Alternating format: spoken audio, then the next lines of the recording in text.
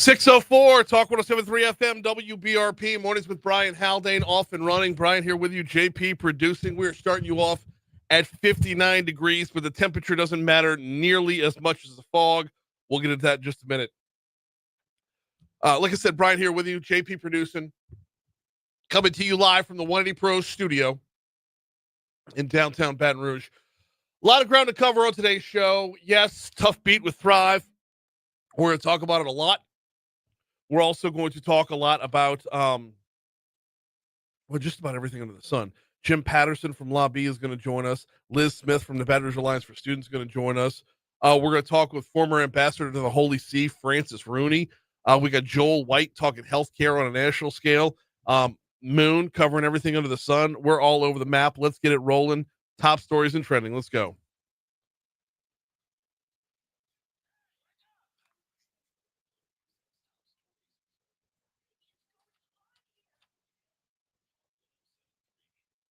Number 5. Thrive comes up short. Mayor President Sid Edwards' plan to dig us out of the budget hole of the last 30 years misses the mark on all three propositions on the ballot. The plan, as set up by the library, the Council on Aging, and Mosquito Abatement, was to take a little bit of their guaranteed millages, give it to the city parish government, primarily to pay down debt, and give EBR some wiggle room to move into the right direction. That plan failed. Problem now is these were millage renewals for all three entities, so they're going to have to go back to the people individually to get re-upped in the future. Number 4. Baton Rouge businessman and community icon Jim Bernhardt died Sunday after a brief illness, per the Advocate. Bernhardt was 71 years old. He founded the Shaw Group, a pipe fabrication company, and Bernhardt Capital Partners, a private equity firm. Bernhardt was a prominent figure in state and local politics, was a pretty major donor to a number of Democratic candidates specifically. Number 3. 2 people were injured in a shooting outside of the Pelican Pub on Highway 44 in Gonzales early Saturday morning, both with non-life-threatening injuries, according to the sheriff's office. Deputies are searching for 19-year-old Colby Bro in connection with the shooting, and they have a warrant for his arrest.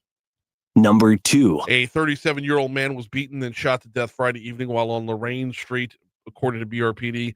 37-year-old Daryl McBride was at the 2700 block of Lorraine around 5:15. He was beaten and shot, BRPD said, taken to a local hospital where he died as a result of the gunshot injury. This investigation is also ongoing. Also, 2 men were injured in a shooting on King Bradford Drive off O'Neill Lane Saturday afternoon, officials said. Both of those victims were in stable condition. Number 1. Fog is going to rule your morning drive this morning, and it is thick out there. I can tell you when I was driving in about just shy of 2 hours ago, it was rough going, like, coming up Goodwood, through Sherwood, through Broadmoor. Got across the airline. Once I got into Mid-City, it was okay, and then it just thickened right back up downtown. So as you're making your way in from the outer parts of the morning, there is a dense fog advisory out there, especially if you're coming across the Amite River, coming in from Livingston Parish. The fog is it is thick. So give yourself a couple of extra minutes to make it through this morning because your visibility will be limited.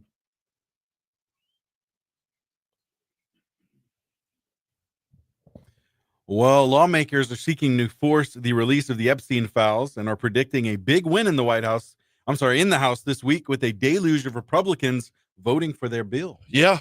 And now Donald Trump has turned around saying, go ahead and release them. We have nothing to hide. So what? Nothing to hide? We'll see. No way. We'll see. I don't know like what to follow from day to day on this anymore. Right. Yeah. Thomas Massey predicted 100 or more House Republicans could vote in favor of releasing the files and documents. I'm for it. I mean, if there is such a thing as legitimate transparency, we want it. Absolutely. Now, if there's a thing of illusion of transparency, then you can keep that. That's right. If it's going to be a handful of files that is primarily redacted and leaves us nothing with like all the prepositions in the email, then no. But if it's legit, let's go. Yep. Agree. The FAA announced over the weekend that it is ending all restrictions on commercial flights at 40 major U.S. airports that had been imposed as a result of the government shutdown. All right, really, let's go then. That's awesome. Back to normal with a week and a half to go to Thanksgiving. I'll take that. Absolutely. All day long. Good And you know what? I haven't gotten on flybtr.com yet this morning to see how they're looking for today. But if all the flights are back in order, one can only imagine that Atlanta flight that's been kind of a bugaboo lately Okay, yeah. might be back up and running. I'll, you know what? I'm not going to do that in real time. I'll check on that a little bit later. All right, sounds good. Well, it's the movie that nobody asked for, but Sony Pictures announced that a movie based on the Labubu plush toy line is in, quote, the early work. I still don't know what a Labubu is. I've been told numerous times what a Labubu is. It goes in one ear and out the other. Yep. I don't. What is a Labubu? I've seen it. Now telling you what it is, I'm not entirely sure, but apparently it's based on Nordic mythology. It's a character based on in that type of Is it mythology. a bunny? So it's a little plush doll, right? Yep. With larger than normal eyes. That's right. That makes it adorable, right? Yeah. But like, is it a bunny? Is it Razor something that's in sharp a bunny teeth. costume? Why? Yeah. Why does it have the razor sharp teeth? Why is it evil? Is it evil? Yeah, is Is it it in a just bunny cute? suit? That's a good question. Yeah. Whether it's part of its like, body or is it in the suit? But the name Labubu, I would think the Labubu. BU stands for bunny, like it's some kind of takeoff. Yeah. I just don't know. Could this be like this generation's Gremlins? Ooh. You think maybe? Now I kind of want to watch the movie. Yeah. Don't get them wet. Don't let them stay up past midnight. Don't feed them. You know that's getting a sequel? Gremlins? 2027. Didn't they have like 4 sequels? Well, you know. They didn't bleed that thing dry. Of course. But yeah, apparently scheduled for November 19th. For Labubu movie? Not or Labubu. Oh, This is Gremlins. Gremlins. Sorry, Okay. we got off track with Gremlins, but Labubu, yeah. November 19th?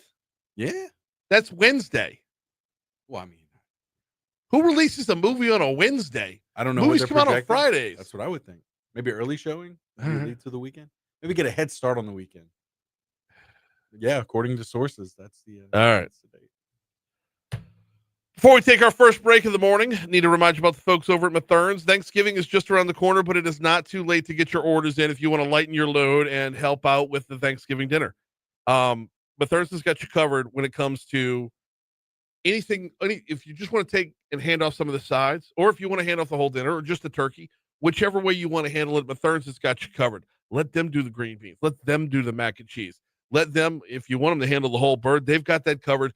Check it out at matherns.com, specifically at the Highland Road location and the Nicholson Drive location. They're a little more equipped to handle them those two. Although if you ask at downtown, I'm sure they'll be able to point you in the right direction. But this Thanksgiving, there's no reason to be breaking your back the entire time. Mathern's can help you out. And oh, by the way, if you download the Mathern's app, you're going to be earning cash towards more groceries every time you shop at Mathern's. Quick break. We got a little LSU football recap next. No, 19th of 2027. Oh, I thought you meant this year. Oh, no. 2027, which is a Friday. I had to double check that. I want 2.1. Okay. 2.5.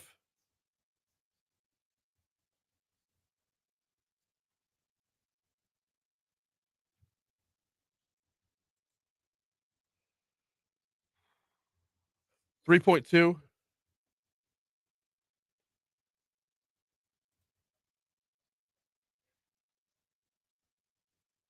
And if we have time, 4.1. 4.1, you said? All right, let me hop in on this mayor's speech so I can cut it up where it needs to be.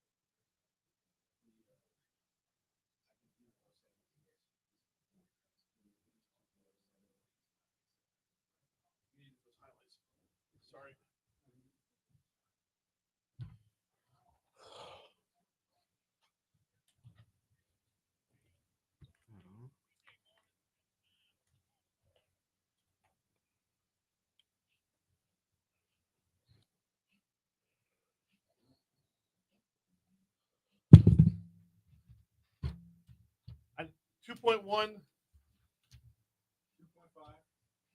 2.1, 2.5, 3.2. And then if we had time, you said 4.1. Okay. 616, Talk 107.3 FM, WBRP, mornings with Brian Haldane, rolling right along. LSU football is back in the win column. Frank Wilson gets to add his name to head coaches that have coached a victory in Tiger Stadium. That's kind of a cool thing. I know that, man, you come into the game with Arkansas, what were they, 2-7 on the season, 0-5 in conference play, something like that. You think you're going to run them away with the game. But it's never that easy in NCAA football, especially SEC football. Um, a game where both Arkansas and LSU had interim head coaches. I don't know that that's ever happened before, but the Tigers do. They start off down 14, and they rally back, and they played hard the entire way through in order to make it or have it end up a 23-22 victory, pushing LSU to 6-4 on the season. I know it means absolutely nothing in the day and age of the college football playoff, but bowl eligibility is on the table here. That matters not to get to play in the bowl, but it matters to get to prep the guys for next year. It's basically like having a second spring football when you have bowl eligibility because you get to practice after the regular season's over. We'll talk about that as the season wears on when we get closer to it. Right now, let's recap a little bit about what went down on Saturday. Man, Michael Van Buren, he impressed. He did impress. 21-31, 221 yards. Threw for 1 touchdown and no interceptions. There was also a commitment to the ground game that we'd been promised so many times. I mean, as a team, they threw 33 passes and a lot of trick plays on one particular drive, which was awesome. But as a team, they threw 33 passes and ran the ball 37 times.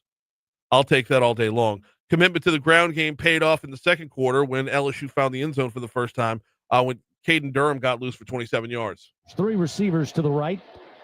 A little motion Thomas a little closer to the line as the shotgun snap comes to Van Buren. Handoff Durham. Durham through traffic. Durham breaks a tackle at the 18. He's free. Touchdown, Fighting Tigers.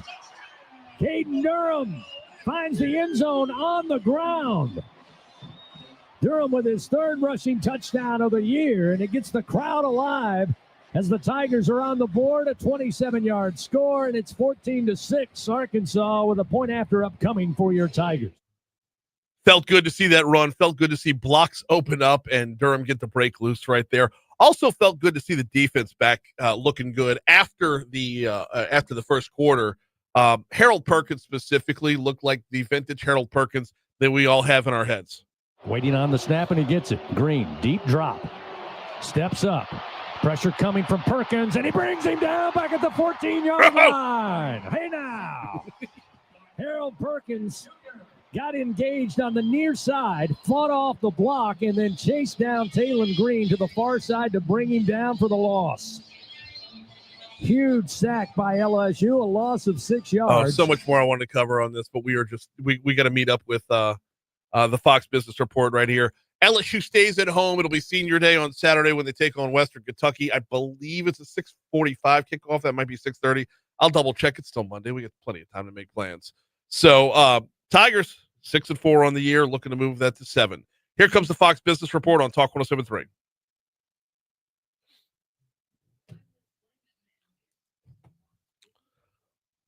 I wanted to get to Jacoby and Guillory so bad.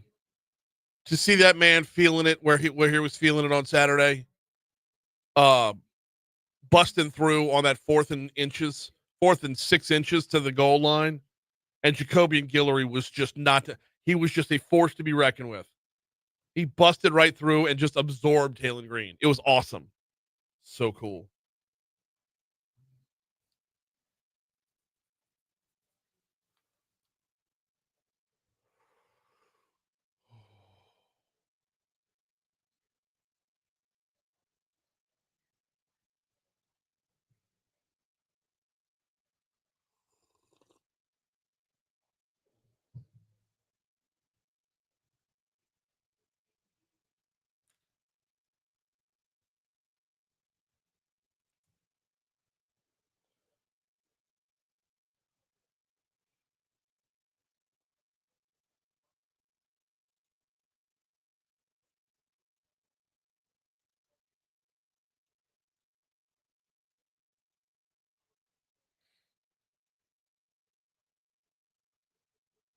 All right.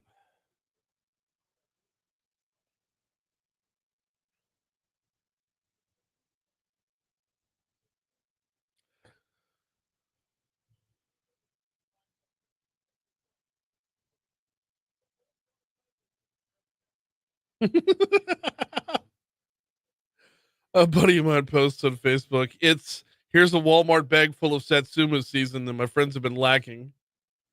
Anyone need to offload some Satsumas in Baton Rouge? That's awesome. I love that feeling. Yeah, come to think of it, there's been none downstairs in the kitchen either. Man.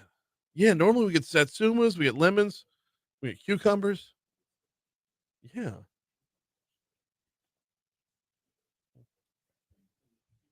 You know what I want? Some honey. Local honey. Yeah.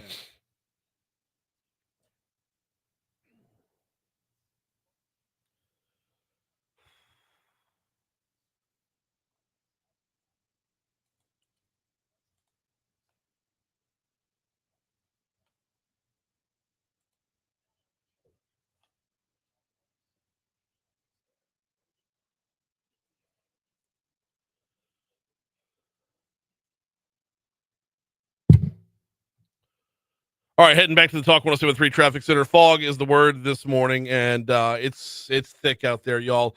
Going to be causing some delays throughout the morning. You want to go ahead and bank a little bit of extra time. Get to the house a couple minutes earlier than normal if you can. As it stands right now, not really too much going on our drive this morning as far as, well, I say that, and then I'm about to be corrected. Let's go ahead and start on I-10. Is this I-10 eastbound? We got a problem going on. There's a closure on 10 eastbound out by, that's just past Segan Lane. So just east of Segan Lane, between Segan and Highland, you're going to find a closure right now that's going to jam things up a little bit. I-12 westbound coming in from Livingston Parish, you've got your normal congestion over there or just volume and congestion over by Range Avenue and then again by O'Neill Lane. It picks back up after O'Neill and starts to continue to be picked up through the 10-12 merge. I-10 eastbound coming in from West Baton Rouge Parish looks good, as does I-110. And so far, so good. There's no surface street accidents to report. With the fog out there, let's do our level best to keep it that way. That's your look at traffic from the Talk 107.3 Traffic Center.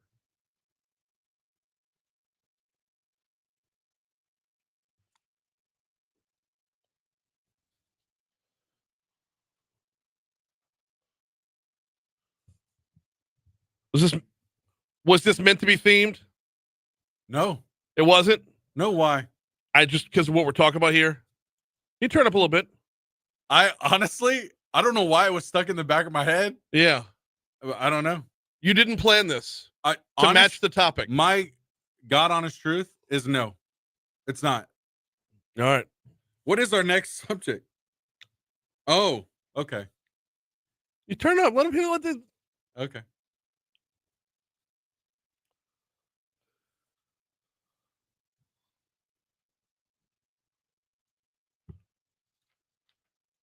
Oh, my goodness. Some things will never change. 625 at Talk 107.3 FM WBRP. We had the opportunity to let things change on Saturday, and it did not happen. We are in I tell you what, let's go ahead and start with just the basics. Thrive was on the ballot. No, Props 1, 2, and 3 were on the ballot. Renewals for the library, mosquito abatement, and the Council on Aging. All three fell short. Here was Mayor President Sid Edwards at the, I guess we'll call it a watch party as the results were coming in. And when all but a handful of precincts were turned in, it was time to call it and say this did not make it across the finish line. First off, I want to tell you that I'm coming tonight with a grateful heart. I'm absolutely disappointed, of course, but it's a grateful heart. Let me explain why. Way back in February when the FS got kicked, we wanted to do something historic. And the big thing is I really needed this to be on the ballot. And my whole premise behind it going on the ballot is so that the people of East Baton Rouge Parish could decide what they want. So much got made of the library monies, the Council on Aging monies, the mosquito abatement monies. and the mayor's monies and the council monies. The truth is, it's none of our money. It belongs to the people of East Baton Rouge Parish. And the people of East Baton Rouge Parish spoke tonight. And that is democracy, and that is to be respected. Certainly disappointed.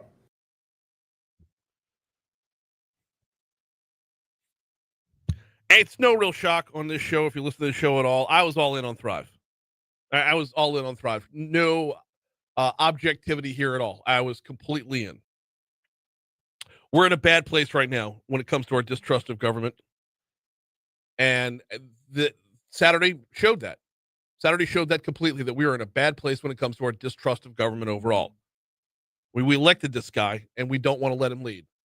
Baffles me. Baffles me. How can you walk away from a mayoral election with a mandate and then that mandate not be upheld? Baffles me. From a fiscal standpoint, Baton Rouge has been run poorly. Now, it has been run poorly for more than a generation. And now we have a guy in charge who's willing to recognize the problem and proposes a way out, albeit flawed, albeit imperfect, to begin to dig us out of the hole that the last 30 years have built up, and we won't trust him to implement that plan. Stings a little bit. Why won't we? Why did we not let him implement the plan? Well, we're going to unpack that as the week wears on. I mean, some people said they didn't want to take library dollars away from the library because the library has been great stewards of their dollars. Well, the library signed off on this. If people who are great stewards of the dollars say this is a good use of the dollars, then why would we not trust them? Forget about the mayor for a second. The library was on board. The Council on Aging was on board. Mosquito abatement was on board, because they all agree that when you actually look at the numbers, we are in a bad, bad place right now. And we don't want to see cuts that break the back of the city parish government. And now we're going to be looking at a lot of those cuts. Now, the budget that we started talking about last week, it's going to stay where it's at, where even constitutionally mandated offices are going to get an 11% cut. It's going to stay where it's at, where the district attorney's office, who is already backlogged and has been since COVID, is going to have to trim down even more. A district attorney's office, who, by the way, does not have the manpower that the Jefferson Parish District Attorney's Office has, and we have twice as much crime. Oh, and by the way, when you've got the district attorney's office prosecuting, you have to have someone on the other side for defense. Our public defender's office has been whittled down to nothing as well. Look, Thrive wasn't perfect, but it was going to do good. And as much as we have a problem with distrust of our government, and some of the distrust of the government's legit, but I'll get back to that in a second. While we have a problem with distrust in our government, we also have a serious problem of letting the perfect be the enemy of the good. The overwhelming majority of the dollars that Thrive was freeing up was going to go towards paying down debt for the parish. Not something recurring, not something ongoing, not propping up an office that you can argue whether we need or we want, paying down debt for the parish to free up dollars on the back end. As sitting here on a station that carries Dave Ramsey from 1 to 4, I'm going to tell you paying off debt's a good thing all day long. There's a flawed plan if you want to run the railroad this way long term, but this was a one hit. It was a sufficient one hit if you want to hit a quick little get right windfall. And by the way, we've been living on get right windfalls due to natural disaster and global pandemics for far too long. From the day that we started seeing federal government dollars after Hurricane Katrina, we've been living on that for far too long. We become reliant on it. We've become junkies on it. We've built our government off it to the point where when St. George becomes St. George, we look at them as a scapegoat because we've created so much reliance on the back end. And we finally have somebody responsible in office who wants to do something about it. We won't let him cook. Here's news.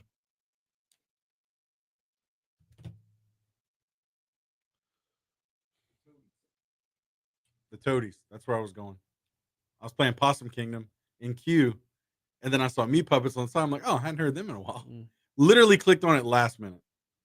It was down to the last second. Serendipitous, to say the least. Yes. Good morning, Christy. Welcome in, Boo.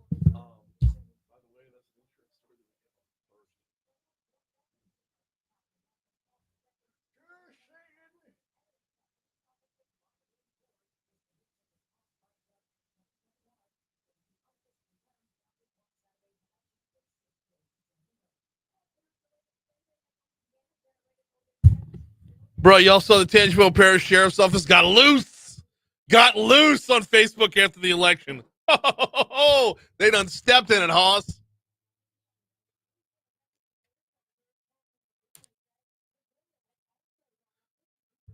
Bro, it was the Tangipahoa Parish Sheriff, like, sleep tight, Tangipahoa. We've got nobody out there protecting you.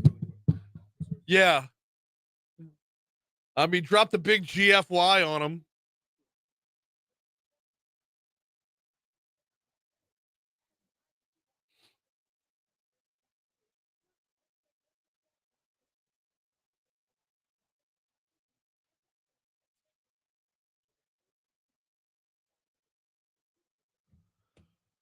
Oh, man.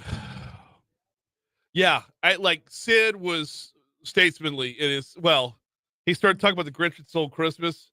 It was such a flawed ass speech, but it was beautiful though. What he was trying to say was we're gonna be all right. We're gonna sing together like the Whovilles do, but like the Who's from Whoville. But the way it came across is like, now I'm not saying the voters are the Grinch, but you kind of are. But I'm not saying that. It was an example of why I love not having a quote unquote politician as the mayor. Having a coach as the mayor is awesome. What was not in the proposal?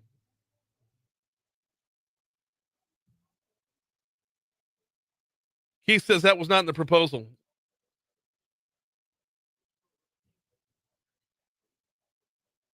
What wasn't in the proposal, Keith? And bear in mind, I already know the answer and I have the rebuttal already.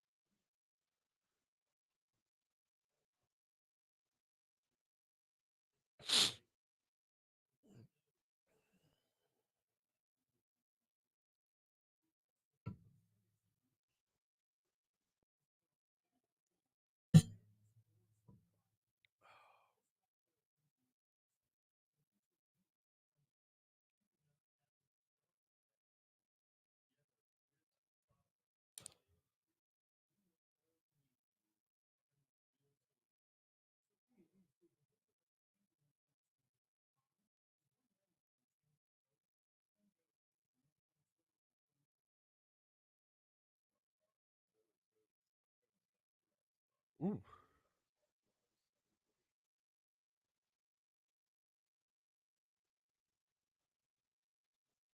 This guy's calling it for 640, by the way.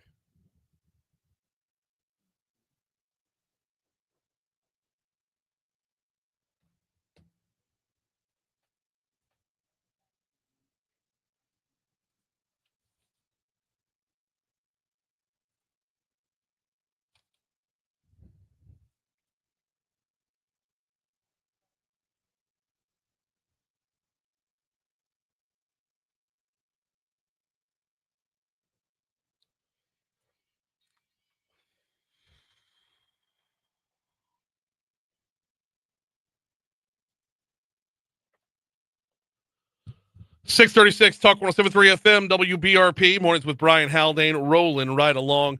We're going to head up to Washington D.C. in just a second. Talk with Joel White from the Council for Affordable Health Coverage. He's the president of the Council for Affordable Health Coverage. We want to talk about what's actually on the table when it comes to healthcare talks in Washington D.C. We heard Speaker Johnson say repeatedly, vote for the clean bill, reopen the government, then we'll get to talking about healthcare. And that's where we're at right now. The clean bill was voted for. The government is reopened. So where do discussions go from there? Hey, while I've got a quick second, need to remind you, 1 in 5 adults in America suffers from anxiety or depression. That's a pretty significant percentage. And if that's you or someone you know or love, need to tell you about NeuroJust. Start off at neurojust.com. That's their website. You'll find them on Blue Bonnet Boulevard here in Baton Rouge. But start off at neurojust.com and learn a little bit more about what they do. What they specialize in is something called transcranial magnetic stimulation, TMS therapy, they call it. If you are, or the person you know with anxiety or depression is, treatment resistant, meaning you don't like the way the prescription drugs make you feel, meaning you don't see the results of that sit down, talk it out therapy. That's normal. It's everybody has a different path to get to feeling better and being more, present in their lives. When you're suffering from anxiety or depression, it is tougher to do that because you've got this constant battle of fight or flight in your mind. It's constant. TMS therapy specializes in focusing on it sends magnetic pulses into the brain that help regulate mood. It's FDA approved, non-invasive. There are 0 side effects, and it's sweeping the nation. It is unbelievably popular, primarily in the larger markets. We're actually lucky to have it here in Baton Rouge. If you want to learn more, check out Neurojust, Neurojust, neurojust.com. All right, waiting on Joel White here to hop on the hotline to talk about healthcare coverage. I'm checking real quick to see if we can call him. I believe I have a phone number somewhere. Yeah, let me do this in real time here. We're still a minute early. I need to had him slated for 6:40. All right. Really want to get into this conversation. We're only going to have 7 minutes to do it. So, Joel is, like I said, the president for the Council for Affordable Health Coverage. And where is it?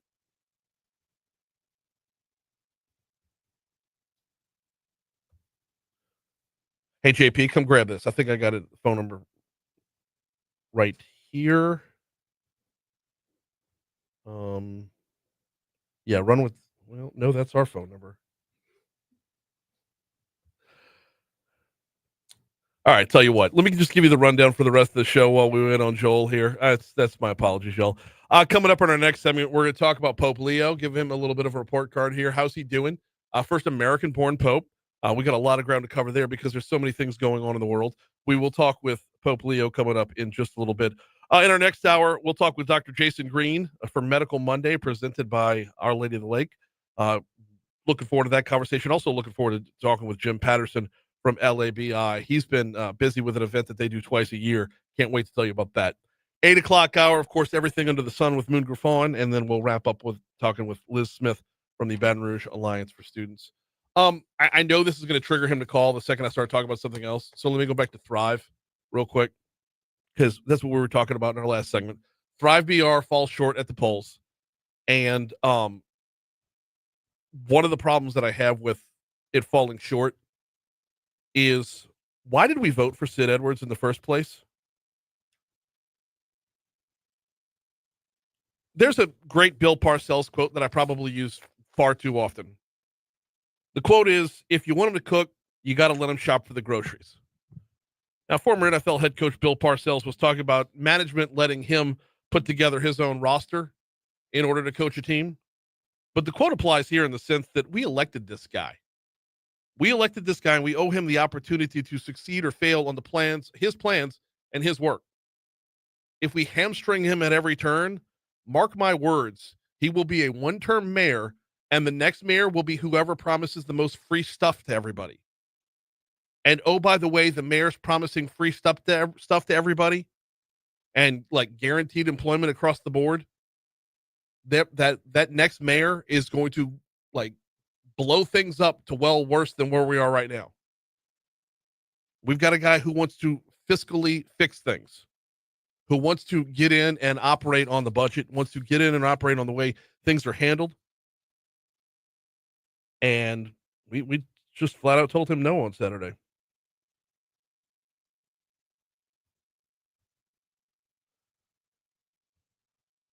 All right, JP,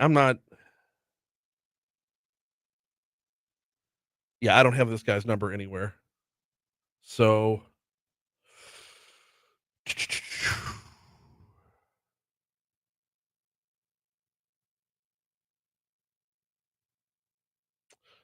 all right, well, that stinks. We're supposed to be talking with Joel White for the Council for Affordable Health Coverage. He's the president over there. We'll just bag that for right now and move on to another topic. We got Francis Rooney coming up in a little while as well. So we can't punt on him to the next segment because we already got somebody for the next segment.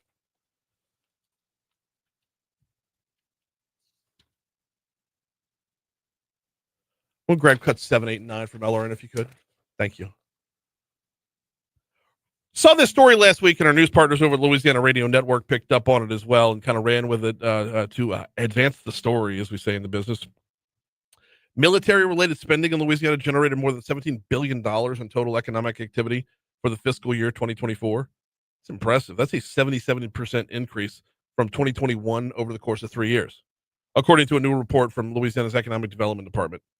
So Louisiana Veterans Affairs Secretary Charlton Maganley says employment has also risen 52% with more than 117,000 jobs. That's contributing to the state and local economy out there. It's not just our military and contract employees who are getting paid. They're pumping that money right back into the economy, and everybody's benefiting from it. So there's 5 military installations in the state. Barksdale up in Bossier. You got Belle Chase, and you have Fort Polk in Leesville. Megan Lee says Fort Polk is a major driver of central Louisiana's overall economy. The GDP that military spending has for just that part of the state is 16%. You can't really put it into words just how important the military is to the economy of central Louisiana. Megan Lee says the report shows notable expansion in the state's defense sector since the previous study 4 years ago. I'm hoping in the next few years we will continue this pace that we're getting so that the Department of Defense realizes we have a really healthy output for them and the needs of national security. But it's keeping up with those needs that's going to be the issue, right? It's keeping up with those needs, those ever-changing needs, where we need to be out in front, on the foreground, and not following other states. According to Louisiana Radio Network, they say recently Bollinger Shipyards was awarded a major U.S. Navy contract to construct 6 Arctic security cutters at facilities in Lockport, and VRC Metal Systems is going to build a new maintenance facility at Barksdale that's going to provide advanced repair capabilities for B-52 aircraft. What I'm looking at here, though, and it's hard to predict what the military is going to need in the coming years or decades, but what I'm looking at here is everything online. Everything on the cybersecurity front that LSU's been working on that's been implemented up in Shreveport. I believe Barksdale is building out for on the cybersecurity front. But if we could stay on the foreground on that, if we could stay out in front on that, boy, that's going to mean jobs for years and years and years. And if you combine that with where we're at on the data front, now this is back to the, stepping away from the military, just getting back to what Meta's putting up in Monroe and whatnot.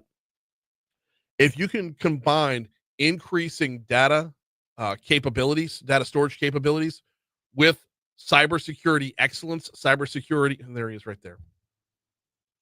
With cybersecurity excellence, then we're going to be in a place very, very soon where we can tell the federal government, let's bring all the contracts here, and keeping it in lockstep with everything that's going on, on the traditional front as well. Who is that? We have a minute left in the segment. All right. Well, I tell you what. Let me go ahead and we'll toss it to break, and I'll reschedule. Speaking of cybersecurity, who's handling yours? Who's handling your IT? Let me tell you about 180pros, 180pros.com. 180pros.com. Not your cybersecurity, not your IT provider, your IT partner. They handle things a little bit differently than most. They have tailored IT solutions. They handle cybersecurity services. They are local. They got people you can talk to. If you call 225-330-2200, 225-330-2200, you will get a hold of someone local. They offer same-day response, simplified billing, and they're here for you as a partner. Their success is based off of your success. Learn more at 180pros.com. Tell you what, we're going to go ahead and take our break. When we come back after Your Money Now, we'll talk with former ambassador to the Holy See, Francis Rooney. Hey, Joel. Hey, man. Yeah, you missed the segment, dude. We started at 6:40. It was a 7-minute segment. Can we reschedule for a later date? Oh, let me go back and check the email. No, it's all right.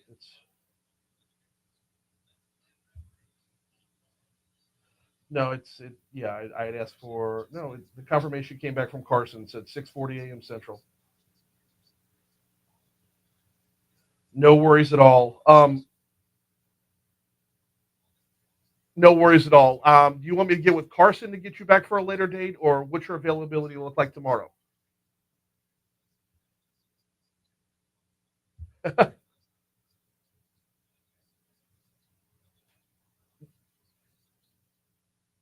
I have a regularly scheduled guest at this time for tomorrow. So can we do 7:35 Central, 8:35 Eastern tomorrow?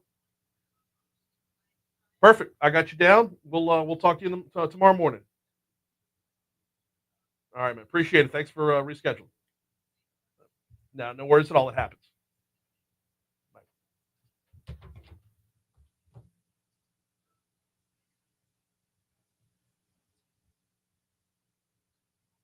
All right, Keith. Good. This is exactly where I was hoping you were going.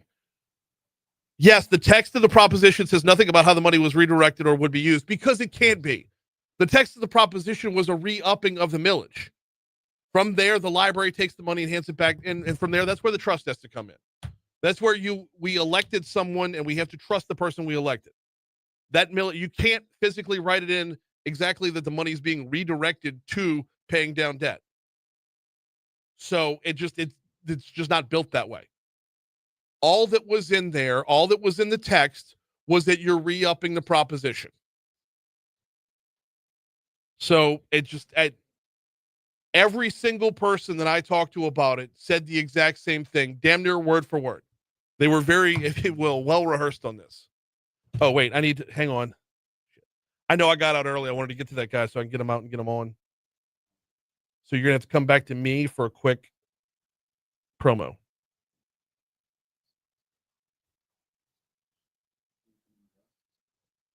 Yeah. And I'm going to need you to count me down.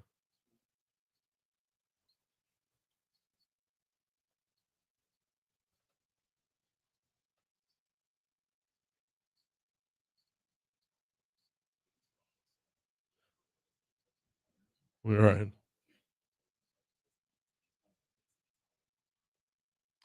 Tune in tonight as Coach Kim Mulkey leads the LSU women's basketball team against Tulane. Coverage begins at 5:30 p.m. with a tip-off for 6 p.m. We're proud to bring you every game all season long, only on your home for LSU women's basketball. Talk 107.3 FM. Here's your money now.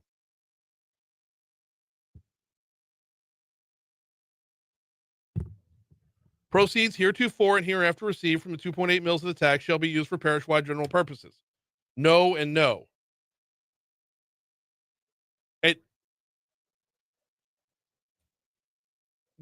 That's exactly what it was supposed to say. Ballot-wise, that is exactly what it's supposed to say. Why'd you vote? Who did you vote for?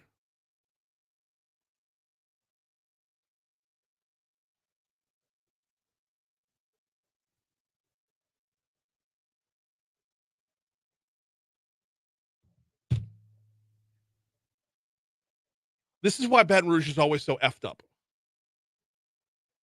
And I understand the distrust. I honestly do understand the distrust in government. But there's got to be a way out of it.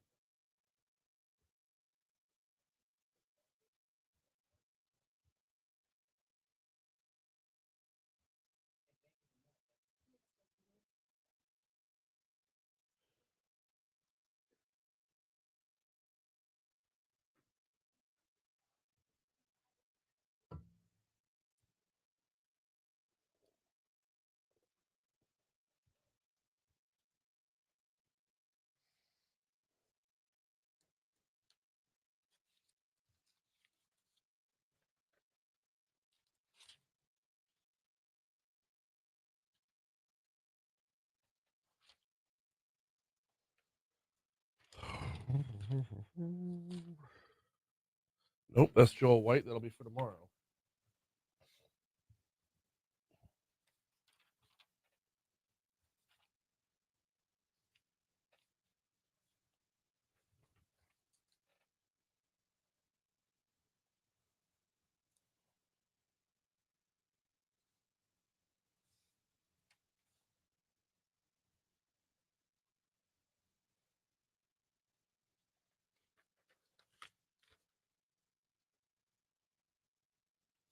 We're not doing this twice.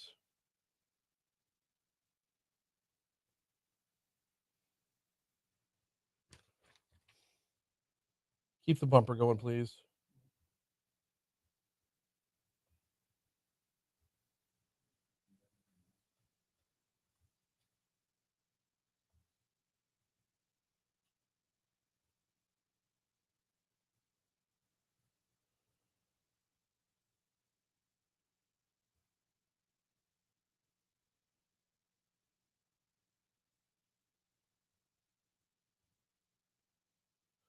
Write this down.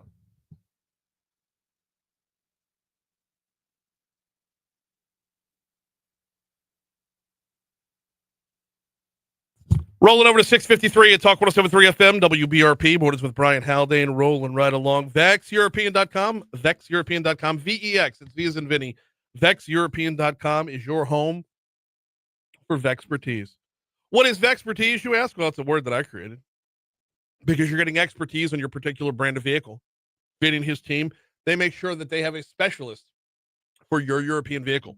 If you talk about an Audi, a Jaguar, a Land Rover, a BMW, a Porsche, an Aston Martin, whatever, they've got you covered. I, for example, have an 18-year-old Mercedes-Benz, and it hums like it's brand new. And that's because of the folks over at Vex European and VexEuropean.com. They're on the backside of Industrialplex on Benefit Drive, but I would start right there on the website, make your appointment with the little appointments tab right there. Hit the specials tab. See if you can't save yourself $100 on your first visit at VexEuropean.com. All right. Right to the hotline we go. We have got, oh man, this is a treat here because the Chicago Bears moved to 7-3 on the season after beating Minneapolis 19-17. Why are the Bears good? Well, it's time to talk about the power of the papacy. That's why. We've got former ambassador to the Holy See, Francis Rooney, on with us. Ambassador Rooney, is the Pope influencing the NFL right now because he's from Chicago? I don't think he's influencing the NFL, but he might be influencing the White Sox when they come around because he's a White Sox fan. He is a big White Sox fan. I just didn't know how much that translated to an inexplicable Bears record. Yeah, the Bears. Meanwhile, it's all kidding aside. What's he looking like as far as how's he doing as Pope?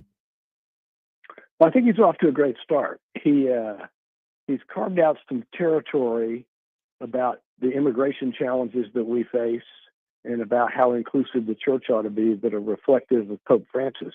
But at the same time, he's also been much more conservative in terms of dealing with church doctrine.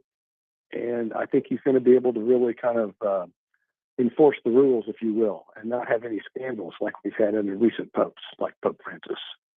I want to start with the immigration challenges because with previous popes, not having a pope from America, they're not able to fully see America's side. And it's easier to vilify us as a country when you don't have that inside look. Now, while Pope Leo was out of the country for a number of years, he is still from the country. Has that different perspective changed the way that this is going to be perceived? Yeah, I think he's probably more interested in legal immigration than these Europeans are. Mm-hmm. And they use it as a cudgel to beat up on the United States. And he's not going to do that, obviously. I mean, he's sensitive to the plight of migrants, as any church official is, and I certainly am too. But we need a legal method for having them come in our country, the same way that George Bush tried to get done in 2007. We've got Francis Rooney on with us. He's the former ambassador to the Holy See. Also, don't let this be overlooked. You know the guy. What was that like watching Conclave with somebody you know as part of the, a name in the hat? Oh, it was great. I was having lunch with a bunch of sailing buddies, and I got a text from my daughter in capital letters, "Dad, it's Bob." That's awesome. We've known him for 30 years. Yeah, he was involved with the Augustinians in the Midwest in Chicago, and they have jurisdiction over a school our children attended in Tulsa. Oh, wow. So I was on the board of it. He came down about every month.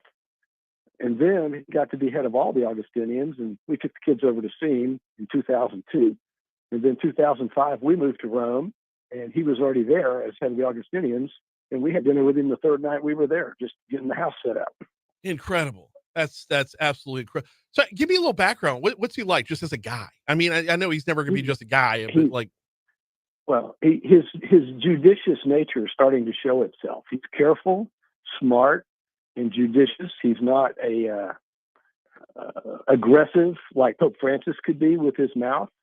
More like Pope Benedict in that respect. Mm-hmm.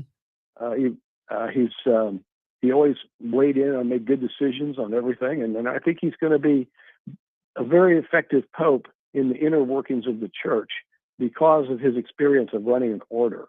You know, as you may have said, I don't know about Louisiana, but I know in most places the church leaders are not very good about decisions about people and money. Yeah. How is he different on that front? Well, he's run an order. He's had to discipline employees, make changes with employees.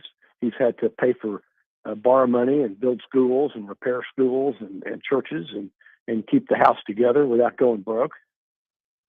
We got about 2 minutes left with Francis Rooney, former ambassador to the Holy See. Ambassador Rooney, you mentioned church doctrine earlier. Are we going to see any major changes or just better explanations of what things are? Because, I mean, a lot of folks don't understand that everything in the Catholic Church comes from Scripture originally, and oftentimes we get lost in translation. I don't think you'll see as much under Pope Leo as some people have expected. He's going to continue a lot of Pope Francis's humanitarian outreaches. I mean, he just had LGBTQ people come to the poor people's lunch that they do every year in Rome. That's a statement that he's open to all kinds of people being part of the church.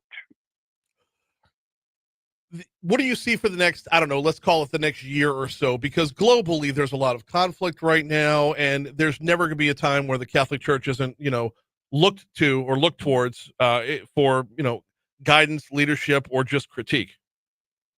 Well, I think that he will, like I say, continue to speak up globally about immigration and territorial sovereignty and these different issues that are being debated around the world right now. And he's got a strong voice to weigh in there, as did Pope Benedict and Pope Francis. Territorial sovereignty would obviously about the Israel versus Hamas. I mean, has he been very outspoken on that front? Well, he's done the usual cry for relief from the humanitarian crisis that both Israel and Gaza are facing.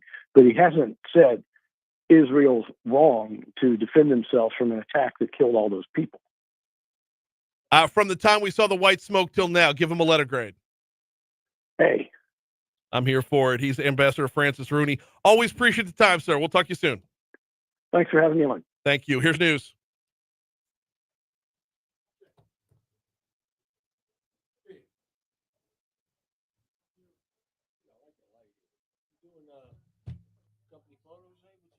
It's just this is a very passive aggressive way of telling me I'm too white. Tell me you're going off on something. On what? You're not doing a damn thing on Friday, the hearing for that chick. Not doing a damn thing. Oh no, dude, I had room for it in the show today. Dude, I just drilled him. The president, the chancellor. How come the local media people are calling him out? So you okay, and this is pretty much what you do. Yeah. If it's Akeem Jeffries, Cory Booker, Maxine Waters, that shit, she would have been fired the next day. Yeah. But like, I don't have. No, you got a lot of stuff. You do more stuff than me, but I'm going. How in the hell do you go? Now, no decision made. You had 2 months. Yeah. I don't get it. Yeah, you do get it. Well, no. Ow! Damn it! I changed up my ab workout. Yes, I have abs. I changed up my ab workout at the.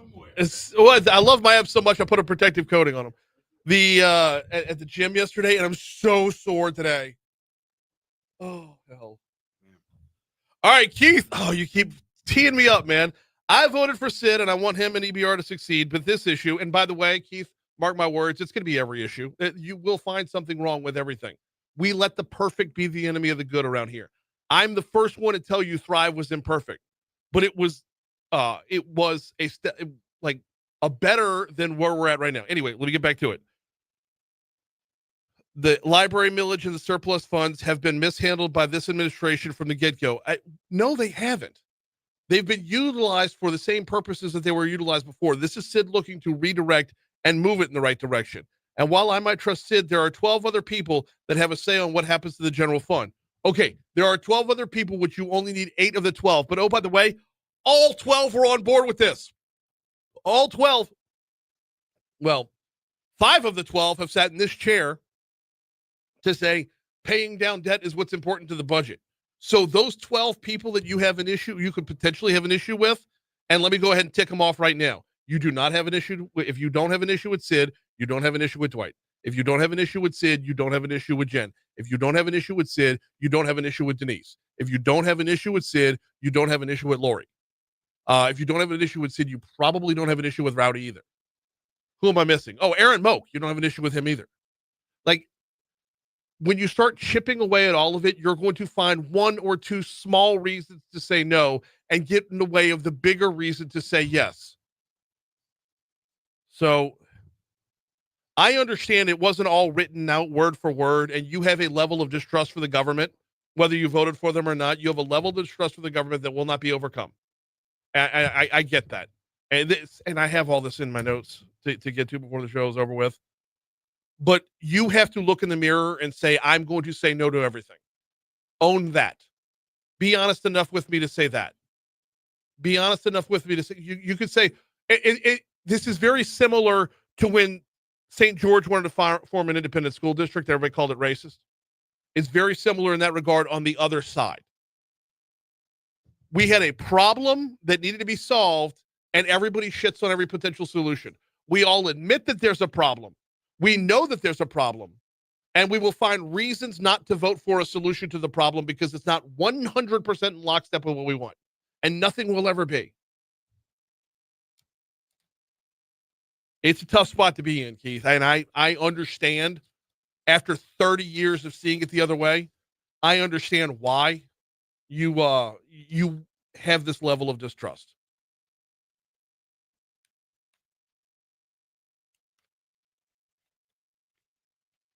But the definition of insanity is doing the same thing over and over again, hoping for a different result. And that actually goes both ways. But deballing the guy you just voted for is not how we get results. Had it been straight up renewals, I would have voted yes. Which means you would have voted to have a pile of money over here, a problem over here, and a refusal to allow that to be solved.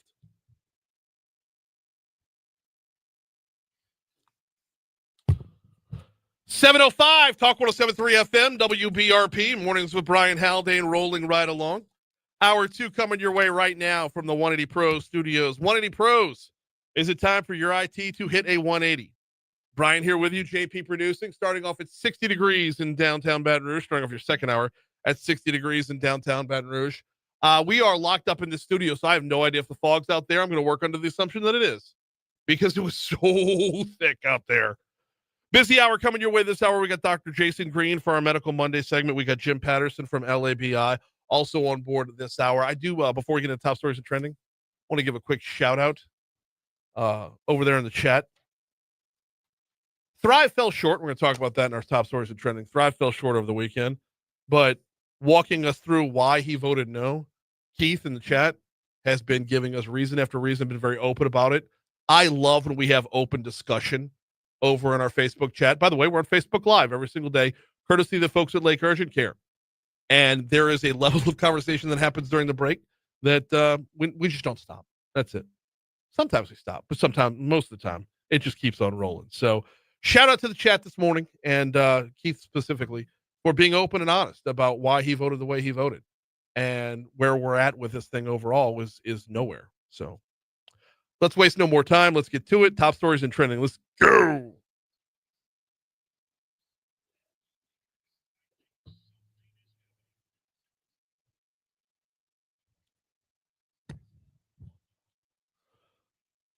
Number 5. Thrive comes up short. Mayor President Sid Edwards' plan to dig us out of the budget hole of the last 30 years misses the mark on all three propositions on the ballot. The plan, as set up by the Library, the Council on Aging, and Mosquito Abatement, was to take a little bit of their guaranteed millages each and give it over to the city parish, primarily to pay down debt and give EBR some wiggle room to move in the right direction.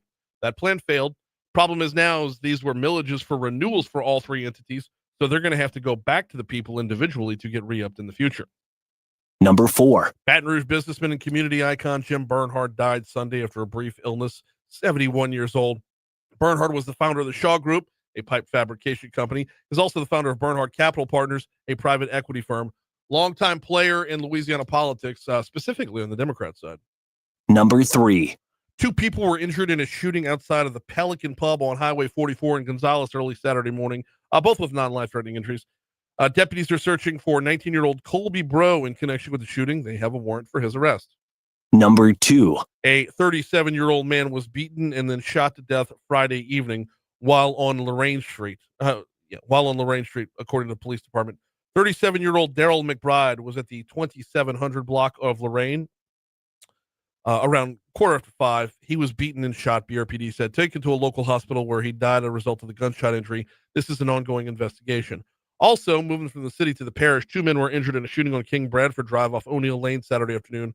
Officials said both victims were in stable condition for that in that incident. Number 1. The fog's a big story this morning. We've got a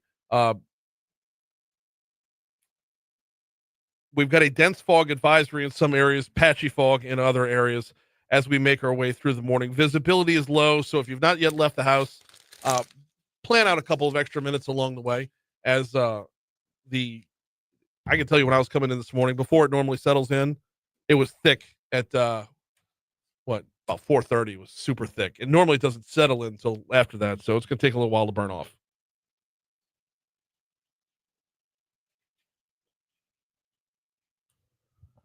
Well, lawmakers seeking to force the release of the Epstein files are predicting a big win in the House this week, with a deluge of Republicans voting for their bill. Let's go. Put them out there. I know. I'm just trying not to Charlie Brown over here. Mm. You know, Charlie Brown when Lucy holds the football. That's right. Yeah, I have a feeling that like I want to see the football. I want to kick the football. But is Lucy going to hold the football? Lucy never holds the football. She always pulls it back.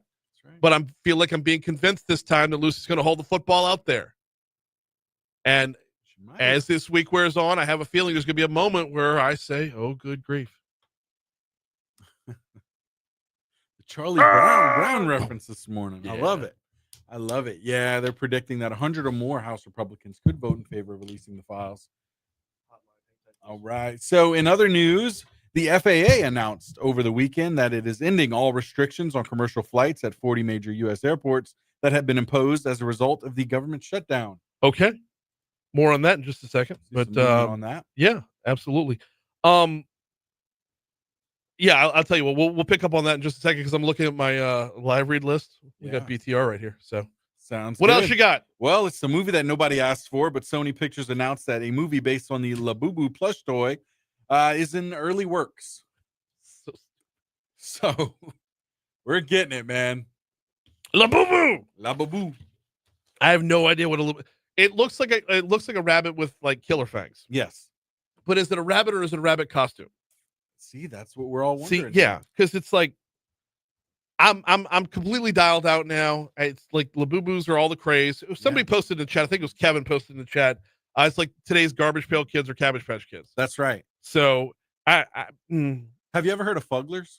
What? Yep, look that up. No, I don't think I will. They're kind of in that same line of Garbage Pail Kids, Labubu. Oh no, yeah. It's all right. It's fine. But I was mentioning sounds like something they'd sell at Hearts. So last hour I mentioned maybe this is this generation's Gremlins. Could be. I mentioned that. Yeah. Could be with the fangs and whatnot. That's it could right. be. I don't know. What happens when they get wet? I don't know. I'm still stuck on Ducky Momo. Okay. So anyway. We're at 7-Eleven at Talk 107.3 FM. Due up for our next break. Before we take that break, guess what? I get to remind you about the Baton Rouge Metro Airport. FlyBTR.com is the website, FlyBTR.com.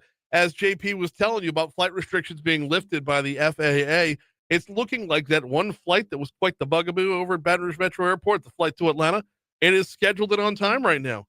Well, actually going along with that, the early morning flight to Atlanta that left out at 6 a.m. has already landed. So they're good on that front. No delays on that front. But when you fast forward to the flight that's going to leave in about 20 minutes, it's still scheduled and on time.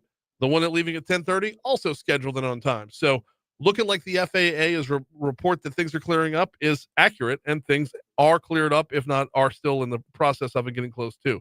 So want to learn more? FlyBTR.com. We have a great airport right in our own backyard. Direct flight to DC every day, direct flights to Atlanta, to Houston, to a number of different locations around. When you are booking out your travel, taking the whole travel experience, FlyBTR.com. That's Dr. Jenny. Green? Yeah. It's a woman named Jenny with ready Jenny? to put them on. Yeah, ready to put them on. Whenever. Okay. Jenny? Jenny? No, it's either Bridget or Aronika. Oh no. Okay. Well, I'm fine. Whatever. I was way off. Yeah. Jenna. How long do I have? Because I have two things to grab off the printer. Oh, you got about a minute and a half. Okay. All right.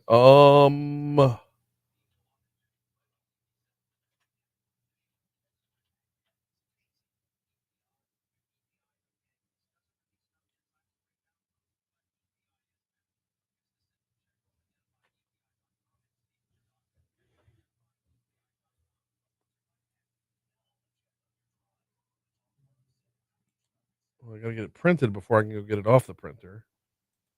What? Let's see.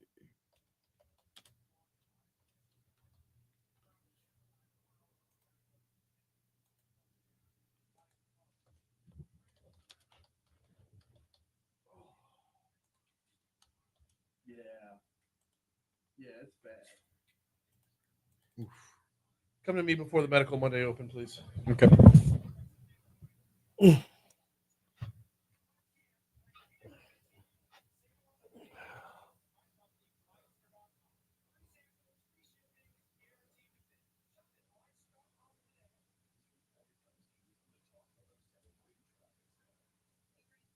I like how lit it is back there. You must change out the lights back there. Where at? On the back, the street right there, it's completely lit up in the morning. Oh, really? Yeah, it's That's really awesome.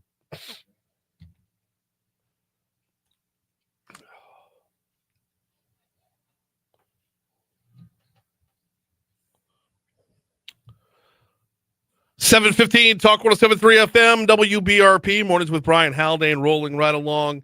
During the break, I did check our Doppler window, and I can confirm that fog is still really, really rough in downtown Baton Rouge. So I can only imagine in the outlying areas how bad it is. Please act accordingly this morning. Give yourselves a little bit, not just a little bit of extra time to get on the road, but a little extra space between you and the car in front of you because visibility is rough. Time for Medical Monday. Let's go.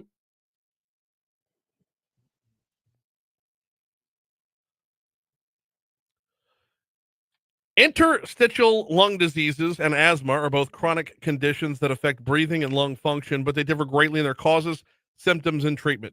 Today for Medical Monday, we've got Dr. Jason Green on with us to help us understand these conditions, their warning signs, and how patients can best manage their lung health. Good morning, Dr. Green. How are you? Hey, good morning. I'm doing well.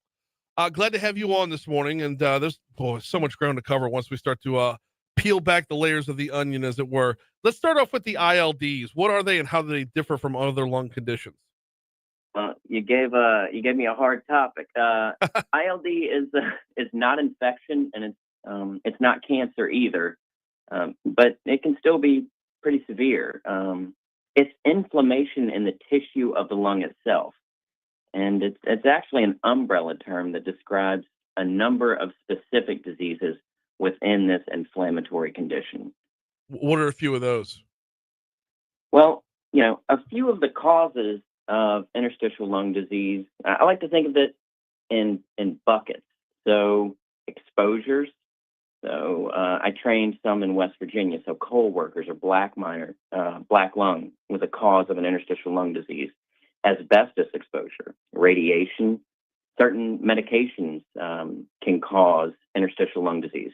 That's the exposure bucket. Mm-hmm. Another bucket is autoimmune conditions. So the same inflammatory conditions that can affect the joints, like rheumatoid arthritis, lupus, systemic sclerosis, can also affect the tissue of the lungs. So RA, is a relatively common autoimmune disease, but it can also, in more rare circumstances, affect the tissue of the lung.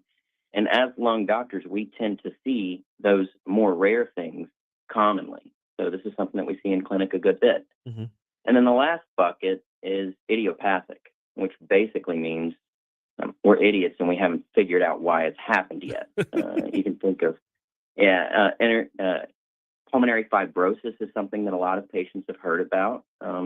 Typically, we don't know why it happens. We don't have a specific cause or etiology, but in up to 20% of people, it can be familial or hereditary. So these are the three big buckets of causes as to why they happen. Mhm. And it can often be difficult to make that diagnosis and then figure out a patient-specific treatment plan for that. We are talking with Dr. Jason Green about ILDs, as it were, interstitial lung diseases. Dr. Green, you talk about the difficulty of making the diagnosis. It sounds like there's a lot of crossovers between ILDs and asthma. How difficult is it to separate those things to, know it's one and not the other? Yes. You know, the lungs can only present so many ways. They can present with, cough, shortness of breath, especially when someone exerts themselves. Sometimes chest tightness. Asthma has a little bit more of a unique feature, although it's not specific to asthma, in expiratory wheezing. So when someone's breathing out, they can kind of sound like a whistle. And that can help guide us much more commonly toward asthma than interstitial lung disease. Also, asthma can have a specific trigger that elicits the symptom. And ILD is much more indolent and chronic. It's kind of slowly progressive, typically.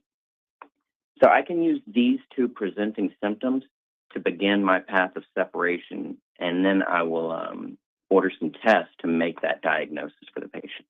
Okay, good stuff right there. Talk with Dr. Jason Green about ILDs on Medical Monday this morning. Of course, Medical Monday presented by the folks over at Our Lady of the Lake. Let's pivot over to asthma real quick, since that would be, uh, it's being brought up. But if you're bringing up one, you're bringing up the other. So, how does asthma affect the lungs, and what typically triggers flare-ups or attacks?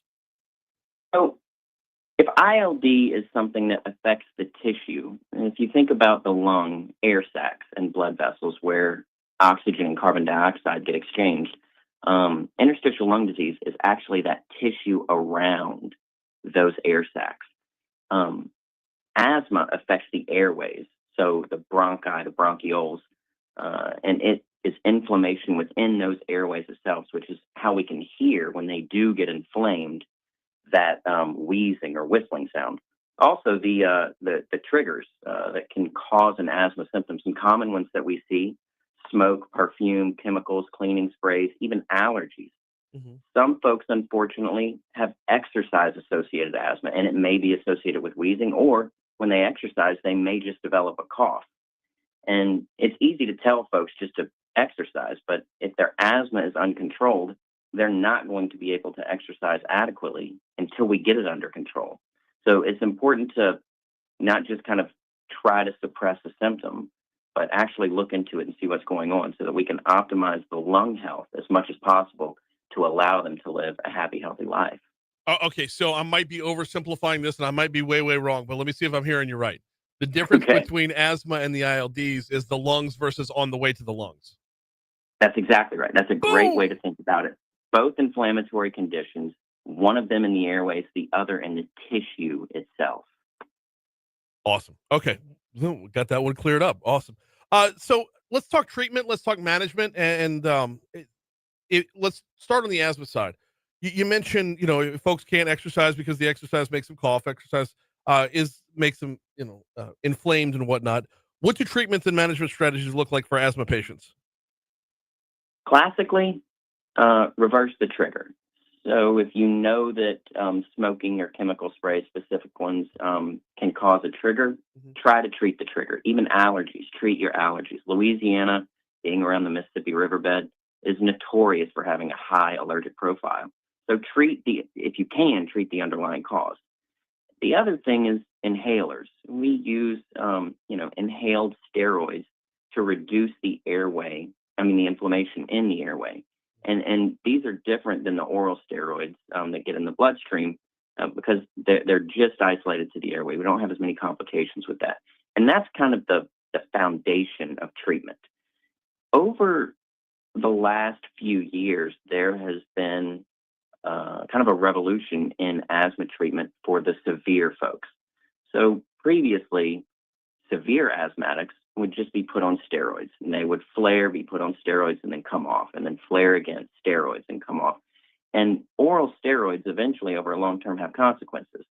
Now, advanced targeted therapies have been developed. You have to qualify for these with severe asthma. but they can actually block the inflammatory cells before they cause that inflammation in the airways. And it has changed asthma. I had a patient in clinic who was a young man, just moved out, trying to develop his life. And he was in and out of the hospital. It was disrupting his work. He couldn't go on dates. He was living with horrible asthma symptoms and staying on steroids. And after initiation of one of these biologics, his life changed. He could function at work. He was no longer in the hospital ever since that point. Wow. His last visit that I had with him, he was asking about, clothes to start to go on dates. And this became his perspective rather than just kind of drowning in his symptoms. So these medications, if you qualify for it, can be life-changing. You never think about asthma in terms of being all-encompassing like that. It's always like there's an attack, you hit the inhaler, like that's the normal path. That's that's a much more severe scenario. It happens. For the vast majority of patients, the kind of cornerstone inhaler therapies are fantastic, and they can mitigate almost all symptoms. But there are some that advanced targeted therapies are absolutely necessary, and they're life-changing. Let's talk about treatment for the interstitial lung diseases. What options are available, and there's got to be a level of importance to early diagnosis on this too. Yes, this is much more complex. So early diagnosis is key, in my opinion, in all the diseases, just to know actually what we're facing and develop that treatment strategy. Mm-hmm. Also to mitigate complications. Folks with interstitial lung diseases, you or I might be able to get a pneumonia and kind of sniffle and you maybe sit out of work for a day. If you have a severe underlying lung disease, like an interstitial lung disease, it can put you in the hospital for a while. So preventative measures are very important for these interstitial lung diseases. So treating those secondary issues that can come up. Also, determining the etiology. If we know that this can be an exposure-related etiology, removing that exposure is huge. If it's an autoimmune disease, diagnosing that type of autoimmune disease and getting good treatment control for that can help prevent advancement of that disease. And then there's a class of anti-fibrotic agents that can try to help fibrotic, when I say scar, prevent that scar from kind of settling in. Once that scar is in late stage interstitial lung disease, think about a scar on your skin or your hand. You can't reverse the scar; it's there. Right. So at that point, advanced therapies, even like lung transplantation, can be discussed with certain people. It's critical to, if you're living with symptoms, then having that diagnosis and treatment is very important. This is Medical Monday, presented by the folks over at Our Lady of the Lake. We're talking with Dr. Jason Green today about understanding interstitial lung diseases and asthma. Want to pivot over to talk about lifestyle changes as well. And are there any, when it comes to lifestyle changes, other preventative steps that people could take to help protect their lung health overall, what are some of the big ones here? This is a common question that I get in the hospital and in clinic in treating pneumonias or treating asthma or interstitial lung disease. Body health is lung health. Yeah. So go for a walk. That's going to be better than any, contraption that you find on Amazon that's going to be a lung strengthening exercise.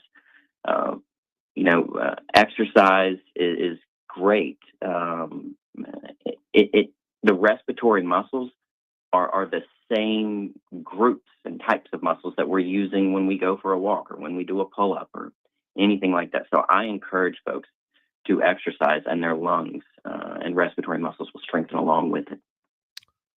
Are there any weight issues on this front? I mean, if you're carrying a little bit heavier, does that exacerbate things? Yes. The other thing to say is, smoking, don't smoke. Asthma and obesity don't get along. So, we encourage people to try to lose weight in cases of obesity. If the lung disease, just as I spoke about with asthma, if the lung disease isn't controlled, it can be an especially vicious cycle. Uncontrolled lung disease leads to shortness of breath. A patient gets short of breath, and they do a little bit less. And when they try to do something again, they're that much weaker and more deconditioned. So it can be a vicious cycle that really focusing on optimizing the lung disease, and then in those good days, pushing forward with your exercise is critical. And that's how you can try to keep a good, healthy lifestyle, body weight, and lung treatment program. Well, I know I'm getting a little bit off task here, but I'm having trouble not making the connection between lung health and heart health and the combination or the Venn diagram of the two. Absolutely. Shortness of breath is not just a lung symptom. There are buckets of big body systems that can cause shortness of breath. Heart disease, absolutely. If you're having heart problems, it's going to give you that symptom of shortness of breath. It does not always present with chest pain. Lung problems, anemia. If I take half the blood out of your body, you're going to feel short of breath. And then that deconditioning that we spoke about earlier, if you don't do the things that you used to do, and then you try to get up and do it, you are going to be short of breath. So staying in good physical condition is also important.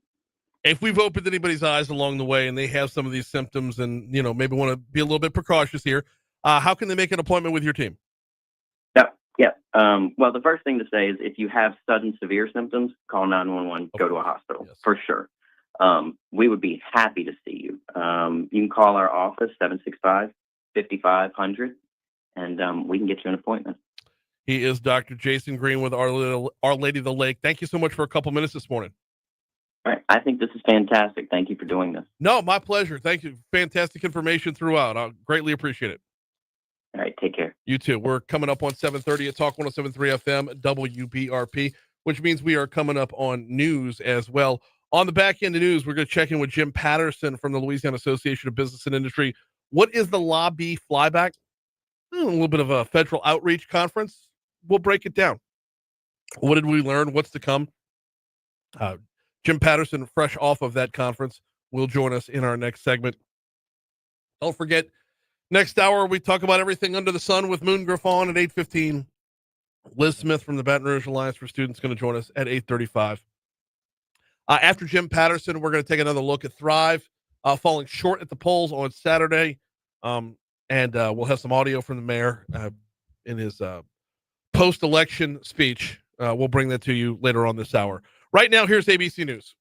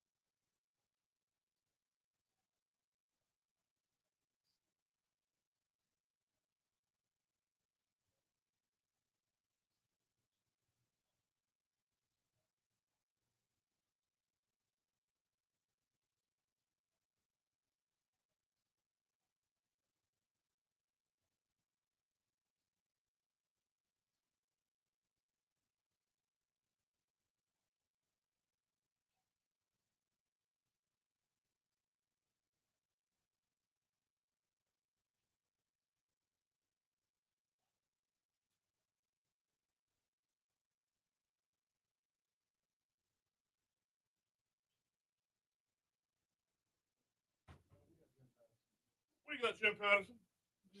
Jim Patterson.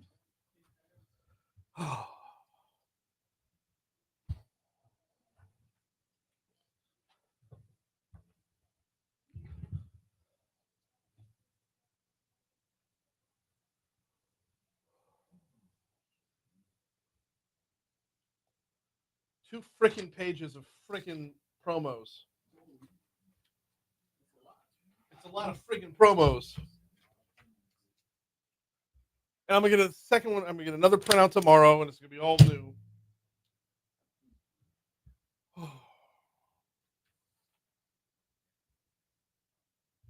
Sharpen my pencil.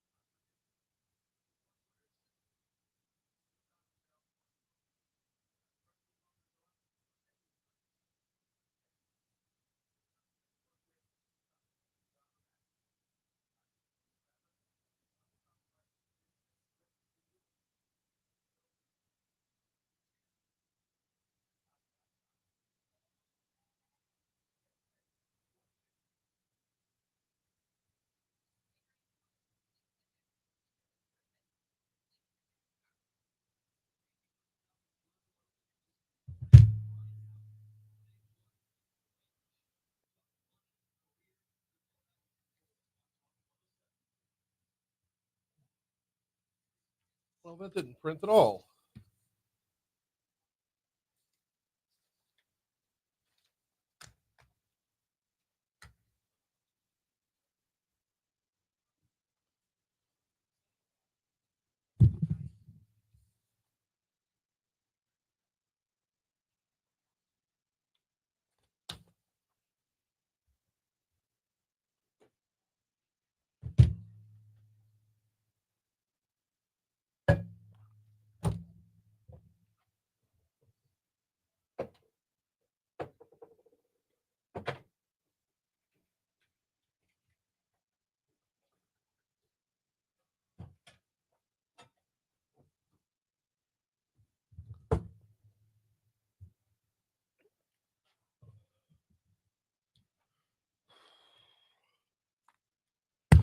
.736 Talk 107.3 FM WBRP mornings with Brian Haldane rolling right along. Pretty cool thing happened late last week as our good friends at the Louisiana Association of Business and Industry were up in, well, a few of them were up in D.C. One of those was Jim Patterson. He's on with us now. How are you, sir?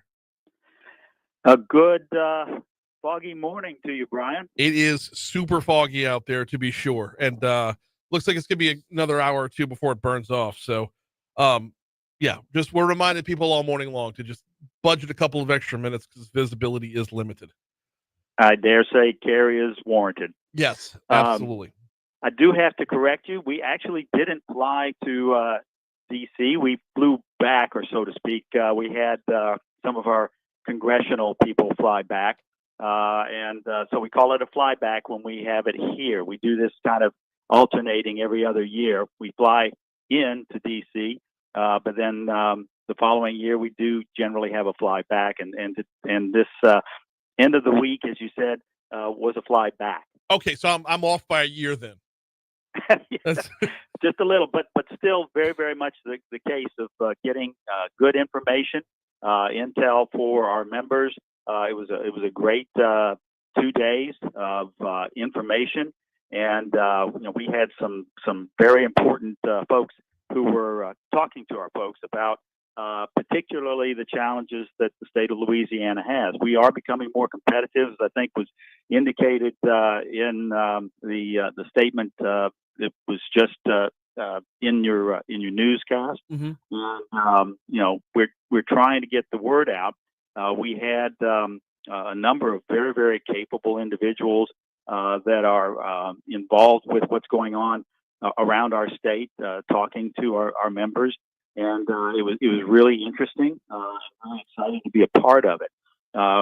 We kicked it off with LED Secretary Susan Bourgeois, Yep. who I know is often on your broadcast and talking about all the great things that are going on within her office, and more about that in a minute. We then followed her with Stephen Moray. He's with the Strata Education Foundation, and some of your listeners may recall that he served as LED Secretary under the General Administration some years back. Still a big and fan. Then we had Manish Bhatt, whom I mentioned to you, I think when I was on last week with the Tax Foundation, a senior analyst. We had him come in and kind of unpack the competitiveness analysis that they had performed regarding Louisiana's tax structure in the wake of the things that have been done in the special session last year and then the regular session this year. We heard from our good friends at the National Association of Manufacturing and the U.S. Chamber. They gave their perspective. And we had Ag Commissioner Mike Strain, who I know is also often on, talking about that particular industry and its importance to the state. And then, of course, it wouldn't be a Washington, D.C. flyback if you didn't have reports from our congressional delegation. And we did have Senator Cassidy speak to us. We received a message from Representative Troy Carter via video that he filmed. We had representatives from Representative Julia Letlow's office, the leader Steve Scalise, and then finally Speaker Mike Johnson. All of them sharing with us some of the things that are going on in D.C. And of course, as you know, a very, very busy time for all of them as they were reopening federal government activities.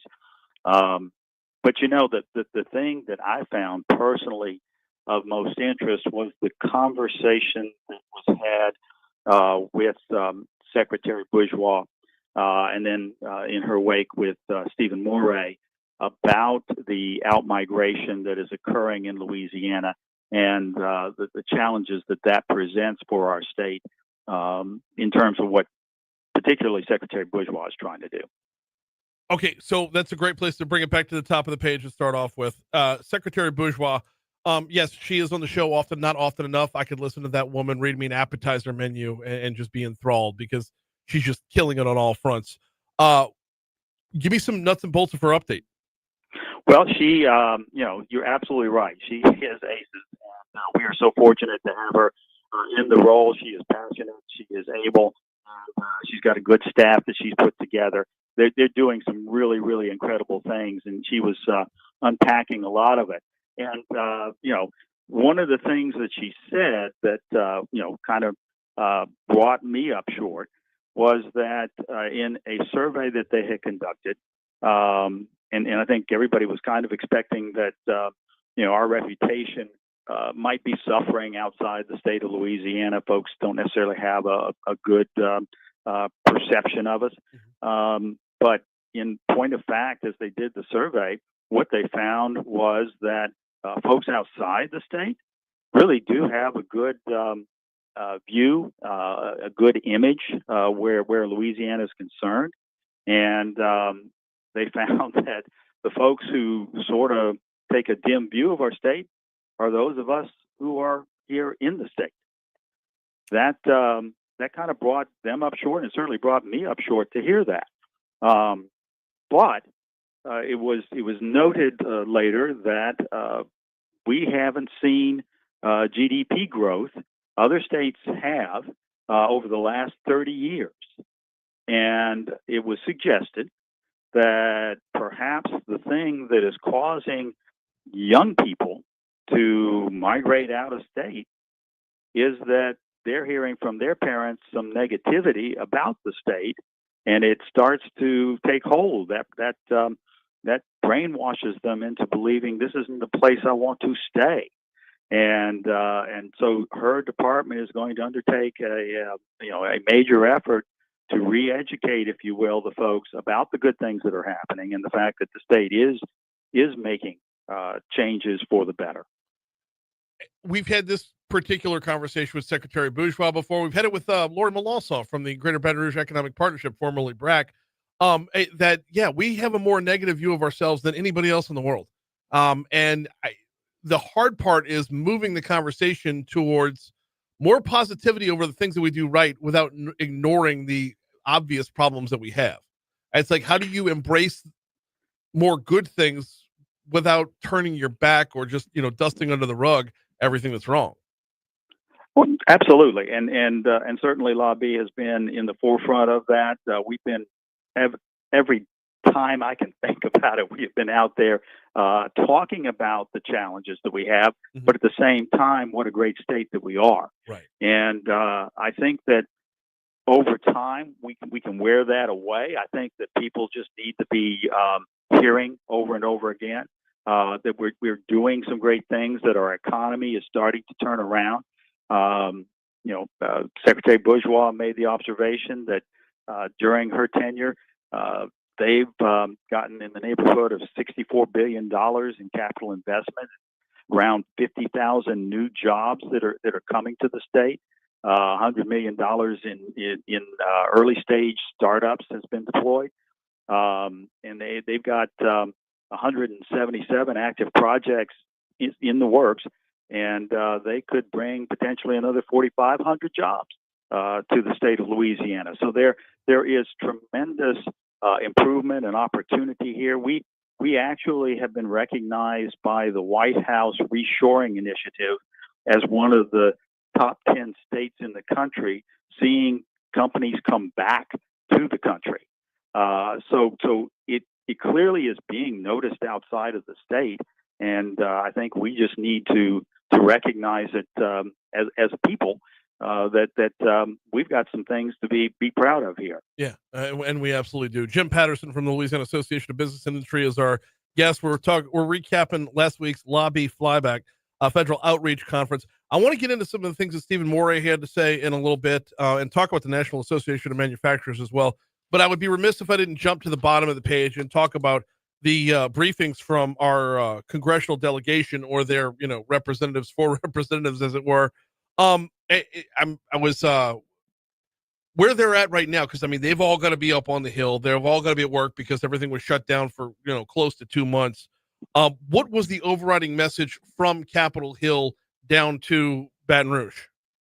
I think that it is that they are keenly aware of the fact that we are losing population, and that this is going to create some major stresses for workforce development as a result. That they are doing what they can federally to assist that. There was a lot of discussion about Pell Grants, and there was an indication as well, as you might expect, in the wake of the contest over the opening up of federal government and the CR. There was a lot of discussion about, okay, where to next. This ends as of January 30th next year. Right. What is being done to make sure that we don't have another episode like this? And it was maintained by everyone that there is a full intent to have a vote in the House on the issue of the ACA, whether or not it's going to be. In fact, I would say, based on what they were saying, it's very unlikely that it's going to be in the form that it was previously. It's going to go through a metamorphosis, and as it comes over from the Senate, presumably, the House will take it up. That is a commitment, I think, on the part of the Speaker and the leader, at least based on what their staff told us, to make that happen. Now, whether or not What is ultimately crafted is acceptable and passes. That's another story entirely, as you might imagine. Oh, yeah, very much so. And we've got Congressman Troy Carter slated for 8:35 tomorrow to talk about exactly that. A little segment we call DC Current. It's presented by who? The folks over at the Louisiana Association of Business and Industry, who's on with us right now. We've got about 2 minutes left, and I'm split between wanting to know what Stephen Morey has to say, because I've always been a big fan of his. But we got to address the National Association of Manufacturers first, because in this world of, this new world of tariffs, we need to build more things at home if we don't want to have to pay more, a greater price for them. What's the update from the manufacturers? Well, I think they're on the whole very, very positive about the developments with the administration at this point. There's a realization that has occurred that some of these approaches that are being used are not necessarily in the best interest of all, and it's a question of how you parse that out to get to that optimal level.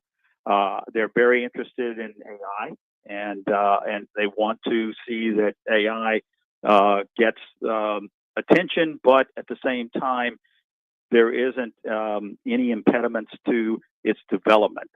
More focus on how it's being used and less focus on its development, because it needs to. It needs to be kind of left alone to find its own path there. So I think there's a lot of excitement within the manufacturing sector, and that was communicated by the NAM folks that spoke to us. I'm glad to hear it, and that is where we're going to have to call it, though, because we're straight up out of time. Jim Patterson from the Louisiana Association of Business and Industry, thank you so much for hopping on board. My pleasure. Thank you, Brian. Thanks. We're at 750 at Talk 107.3 FM WBRP. We're going to check your money now. We're going to check traffic. On the backside of that traffic, we're going to dive back into Thrive. Falls short at the polls on Saturday. We'll talk about it next.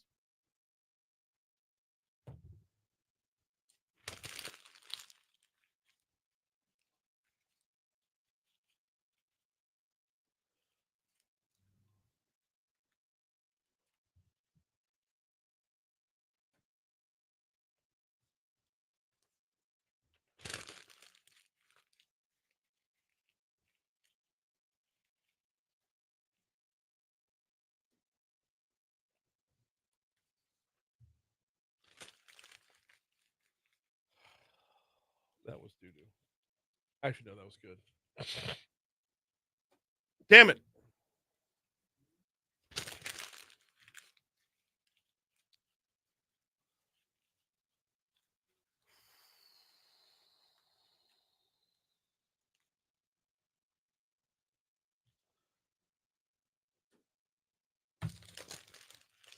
Where am I at this next one?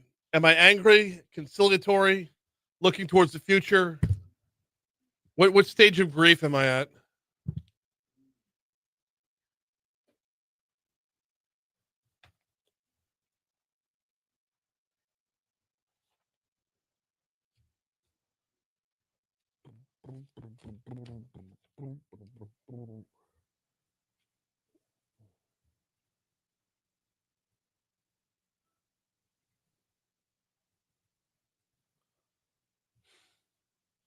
Have Edwards 1 queued up again, by the way.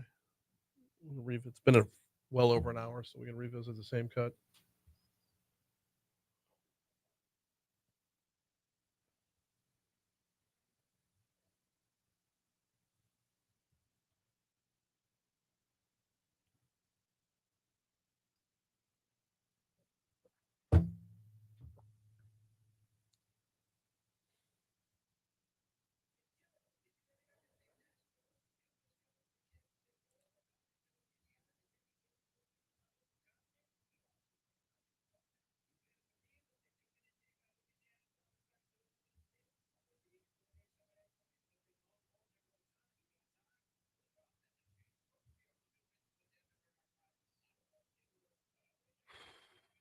That's bad.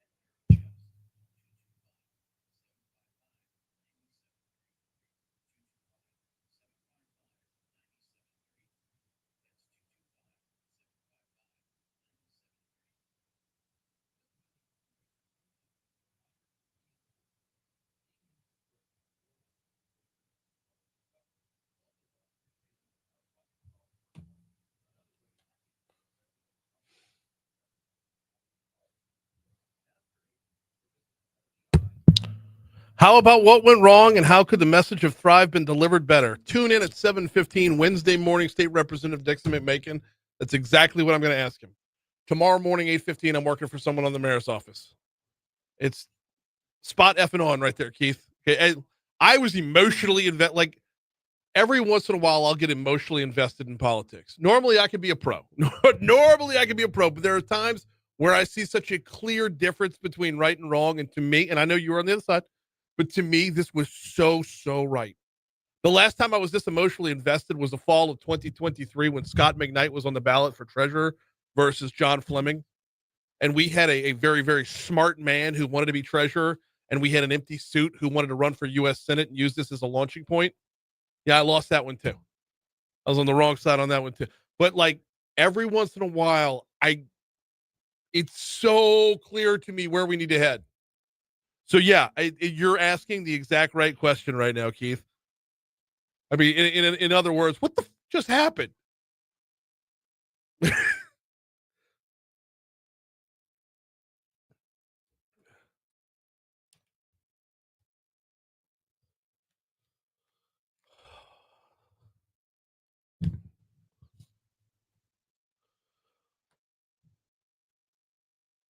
What went wrong and how could the message of Thrive been delivered better? That comment coming in from Keith on the chat, which is brought to you every day by the folks over at Lake Urgent Care. By the way, the Talk 1073 mobile app is available on Apple CarPlay. Press play on exclusive podcasts and listen live 24/7 anywhere you go. Download the app or update to the current version to get access. The Talk 1073 mobile app is also presented by Lake Urgent Care. Walk-in care for minor illnesses and injuries. Yeah, you'll get the app on Lake Urgent Care. You'll get the Facebook Live feed from Lake Urgent Care as well. And we have great conversation over there every single day. And today's no different as Tough Beat on Saturday. And I say tough beat because I was emotionally invested in this issue. Talking about Thrive, talking about Props 1, 2, and 3. I very, very clearly saw what they were trying to do and very, very clearly agreed with it. And 53% of those who showed up to the polls on Saturday did not.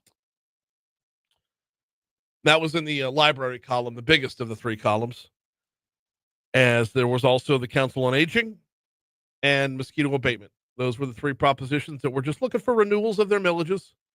And those three parties said, hey, we have a stack of money here, and it's protected to have to be here. We have more than we need. We would like to help fix the problem on the other side of the fence.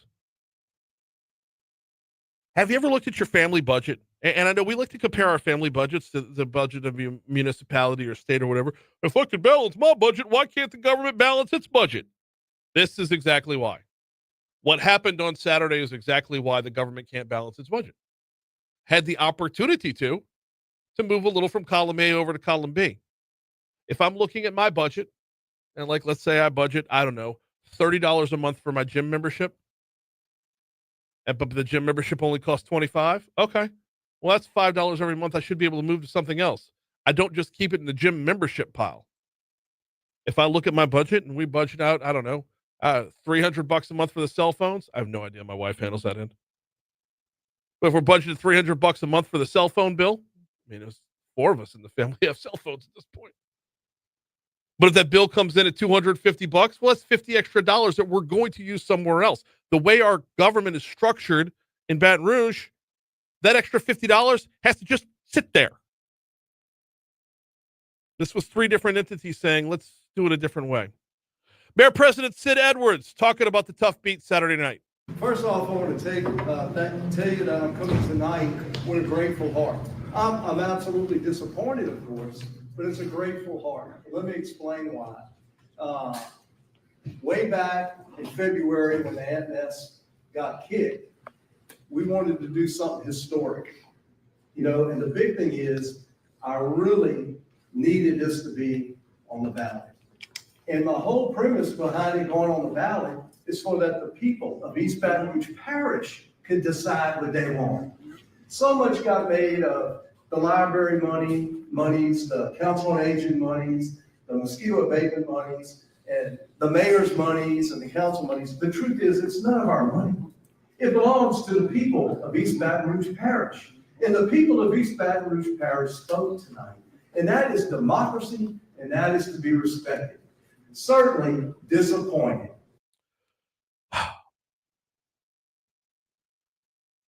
Quite the contrast between our mayor and the Tangipahoa Parish Sheriff. Tune in at 8:55 for the outside in on that one. Side note.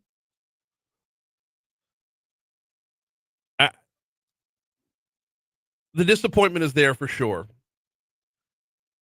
But to go along with that disappointment is this level of we're just back to business as usual. Back to the standard of we put a man in office and we're not going to let him implement a plan. We're going to hamstring him at every turn. We're going to find reasons to say no rather than find reasons to get on board and say yes. And there's a serious level of mistrust in government overall that is built up to this. It's generational, by the way. It's not new, and it's going to take a lot to break it down and undo it. That's going to be the going conversation for this week. Right now, we got a break for news. Here's hour 3 is next.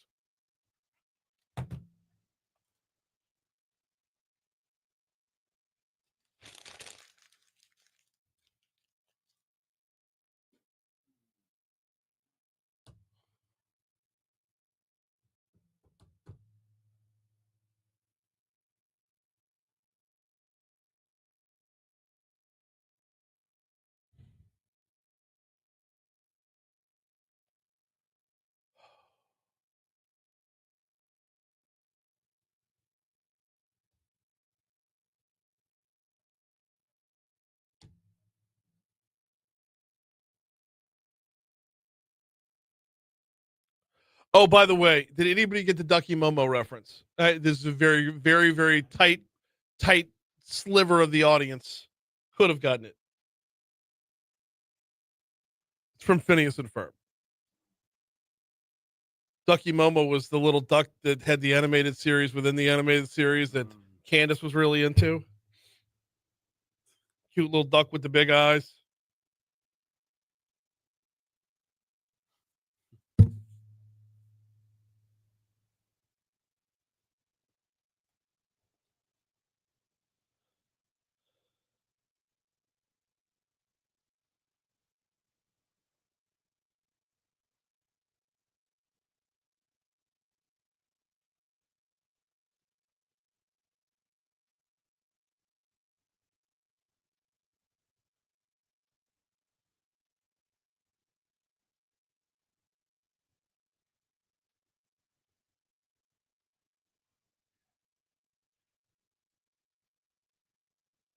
Whatever.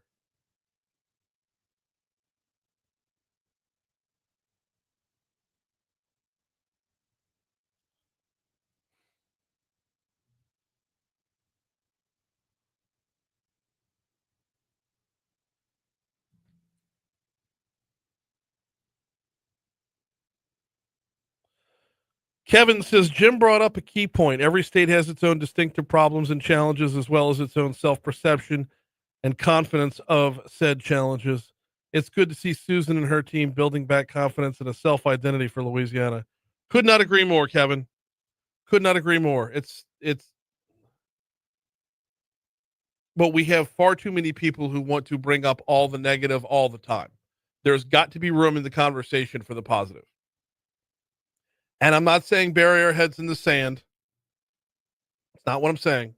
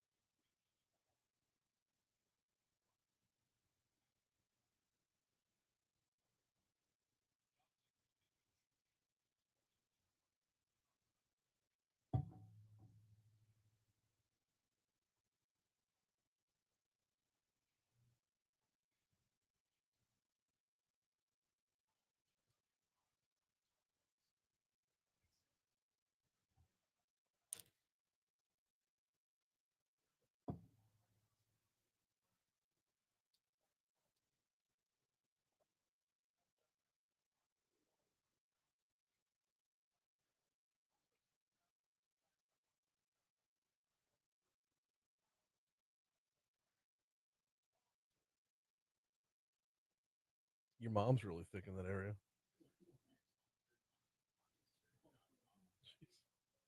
So stupid.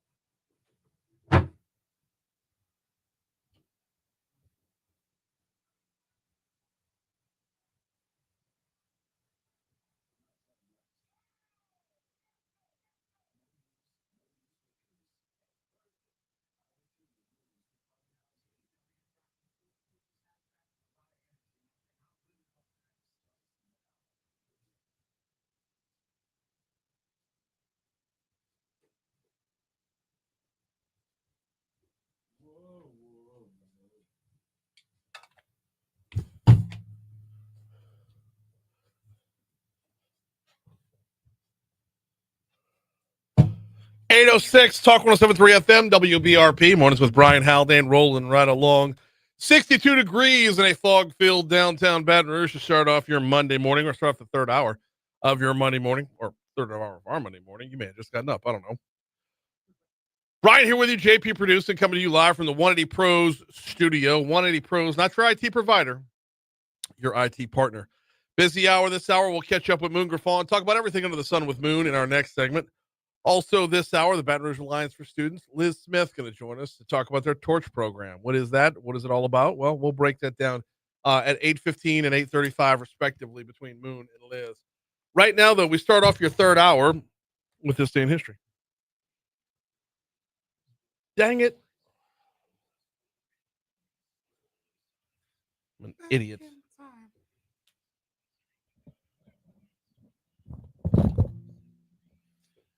All right. Yeah. We begin in 1863. As you would. Because why not, right?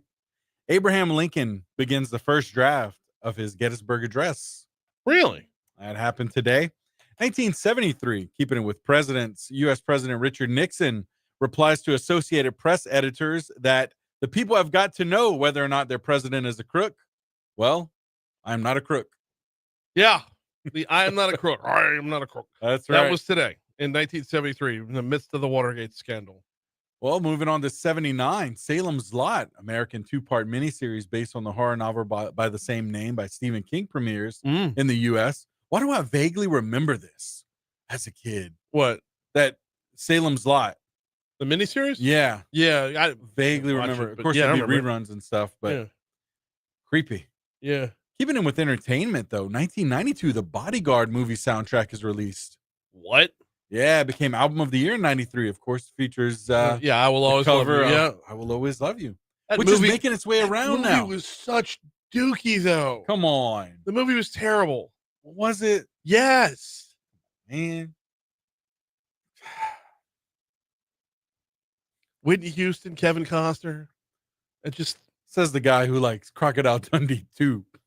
Hang on now. It's joking. One scene. It's one scene in Crocodile Dundee 2 that I reference. The movie itself is not good, but Colin Quinn's performance in said movie, I really, really enjoy. Yeah. Did you see it making the rounds though? I Will Always Love You. Everyone trying this new before the drum hits. Yeah. The drum challenge. Really cool stuff. Yeah. People on social media, dude, I got logged out of my TikTok. What? I can't get back in TikTok. They kicked you out, man. It's a conspiracy. So I've got to log back in, reset my password, and then they say they're sending a code to the authentication app. I don't have an authentication app. So the code's just out there in the universe somewhere. I don't know. What? But yeah, I'm stuck. I just have to deal with Reels. was gonna Gross. say, how are you coping with that? I you know what I did last night? I What? read. You did? I read for about 20 minutes. Yeah. Man, That's- good stuff. Is this really? I could like turn my brain back on. Right. I'm locked out of TikTok. Man. Yeah. Hey, this day, 2018, Danny DeVito Day is observed in the state of New Jersey. Okay. Come on, I thought this would be fun. I thought That we'd would have be- some fun with this one. That is fun. Oh man. But you skipped one. What's that? Yeah, this day in 2003. That was my next one. But you went to 2018. Oh, it isn't. I messed up. My order's wrong. Come on. Sorry. Go ahead. This day in 2003, Arnold Schwarzenegger was inaugurated as the governor of California. That's right. You know what else happened in 2003? What? 21-year-old Britney Spears became the youngest singer to get a star on the Hollywood Walk of Fame. No kid. Yep. Okay. Those two Let's- things happened on the same day in the same state. Wild. Yeah. What a trip. Neither one of them are from California. Nope. California. Yep. Birthdays. Danny DeVito. Oh. Okay. Martin Scorsese. Yeah. Lauren Michaels today as well. Right. Yeah. Singer Gordon Lightfoot as well. Mhm. And keeping it with singers, Jeff Buckley as well. I've got my list over here, by the way, of I got a whole list of birthdays. And actress today. Rachel McAdams. Rachel McAdams on that list. Yes, Martin Scorsese, you had DeVito, McAdams, Lauren Michaels. RuPaul. Okay. RuPaul is 65 today. And New Orleans born, but made his living with the Indianapolis Colts wide receiver Reggie Wayne, born on this day in 1978. Good stuff. Good stuff. Let's see. Any notable deaths though? Wait, I had one more birthday today, only because I'm a lifelong Mets fan. Tom Seaver was born on this day in 1944. Okay. Let's see. As far as notable deaths, There was one. I had one. I got to find it again oh man, because I moved over to my birthday column and away from my death column. That's my fault. No, you're good. Let's see. That's the roll from known for rolling good times. Oh wow, Florida. Yeah, Florida died that today. is right. Okay. Yep. No, I did not have any notable deaths. That was it. Okay. All right. National days. A national day, man. We got National Students Day, It's another day where they're all horrible. Anti-Bullying Day. which I That's guess not a we'll bad go, one. We'll go hand in hand with that. Yeah, that's way anti-bullying day is way better than National Baklava Day. All right. We're at 812 at Talk 107.3 FM WBRP. Before we take our break, let me remind you about the folks over at Breck. As the holiday camps are open right now. I don't know what to do with the kiddos over the holidays. Breck has got you covered with a number of great camps, and you'll find them at breck.org, B-R-E-C, breck.org. I love telling you about all the fantastic parks and facilities and everything. Well, I know we're in that time of year right now where you're probably not going out to the parks very often because daylight is limited. Weather is not always the best. So let me remind you that they have indoor facilities as well. Check them out at breck.org. Get a rundown of their calendar, get a rundown of what they have to offer. They're pretty much here for everything under the sun that you could do recreational, whether you're talking about equestrian, whether you're talking about running, whether you're talking about frisbee golf. I know it's disc golf. Whether you're talking about pickleball, they've got it covered for you. Learn more at breck.org. Get the list of all their facilities, all their calendar of classes and everything over at breck.org. Quick break. Moon Griffon's next.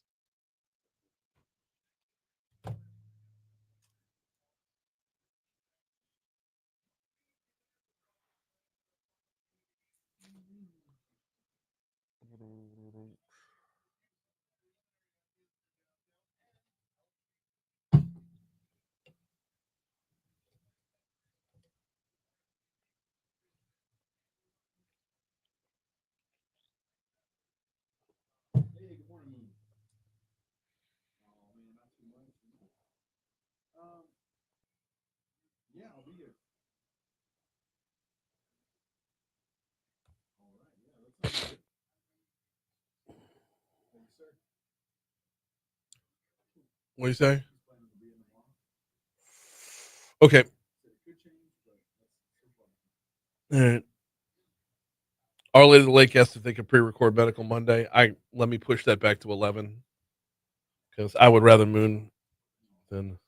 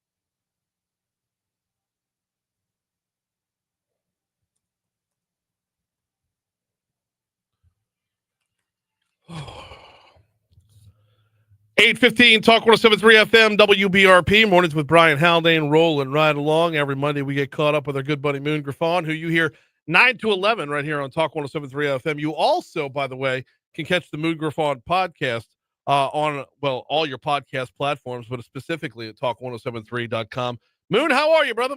Man, Brian, I'm hanging there. You know, you get a Tiger win. Anytime you get a win, it's nice. Everything's unsettled, but hey, it's starting to settle down, which is a good thing, I guess. So yes, and I'm happy to get a win wherever we can get a win. Really, really happy for Frank Wilson, because we tend to forget from time to time, Moon, that we're just dealing with dudes. Like it's this monolith. It's Tiger football. It's SEC football. It's NCAA football. It's this huge money-making entity with millions of dollars being flung around left and right. And every once in a while, we forget that there are guys involved in this who just really, really love Louisiana, really, really love LSU, and really, really love the game of football. And to see Frank Wilson get his first win right there, I mean, and then like get a little emotional in post-game, it rewinds the clock back down to, or resets the entire meter back down to, this is a game and people put their hearts, minds, souls into it. And they bleed for it. Yeah, you know, you I don't care what everybody says, and I know it's a professional sport kind of now because everybody gets paid, but it's still young people. If we go back to when we were young, we did things. I mean, people are trying and working hard. We'll see what happens. I mean, look, you could say that the season's over, but it ain't over. They got 2 games. You got to play a 12-game season. It'll probably be a bowl game. People want to get rid of the bowl games, but I'll tell you who loves the bowl game. You ready, Brian? I'm going to let you get a comment on this. Yeah. You know who loves bowl games more than anybody? Coaches. Because coaches get to take young players and see what they got. Yeah. Coaches get to, for them, it's I think it's about 10 or 12 days of practice, 15, whatever it is. And it gets more experience. And then they get to learn, and even with the transfer portal, as long as you got enough players, you get to go take kids and play them. So everybody's bickering about the bowls. Why are we doing it? We got the playoffs. Head coaches like to see young kids, and you know, with the transfer portal and young people coming in, they sit down, they look at, this is an opportunity to look at what you got coming back. So coaches love it. I don't care what anybody says. The fans say, oh, I don't want that. I don't want to go to the toilet bowl, whatever. Coaches love bowls. Don't think they don't. No, because everybody wants the national championship or the college football playoff to be part of their goals. Absolutely. But you don't just pack in the rest of the season when that goal is off the table.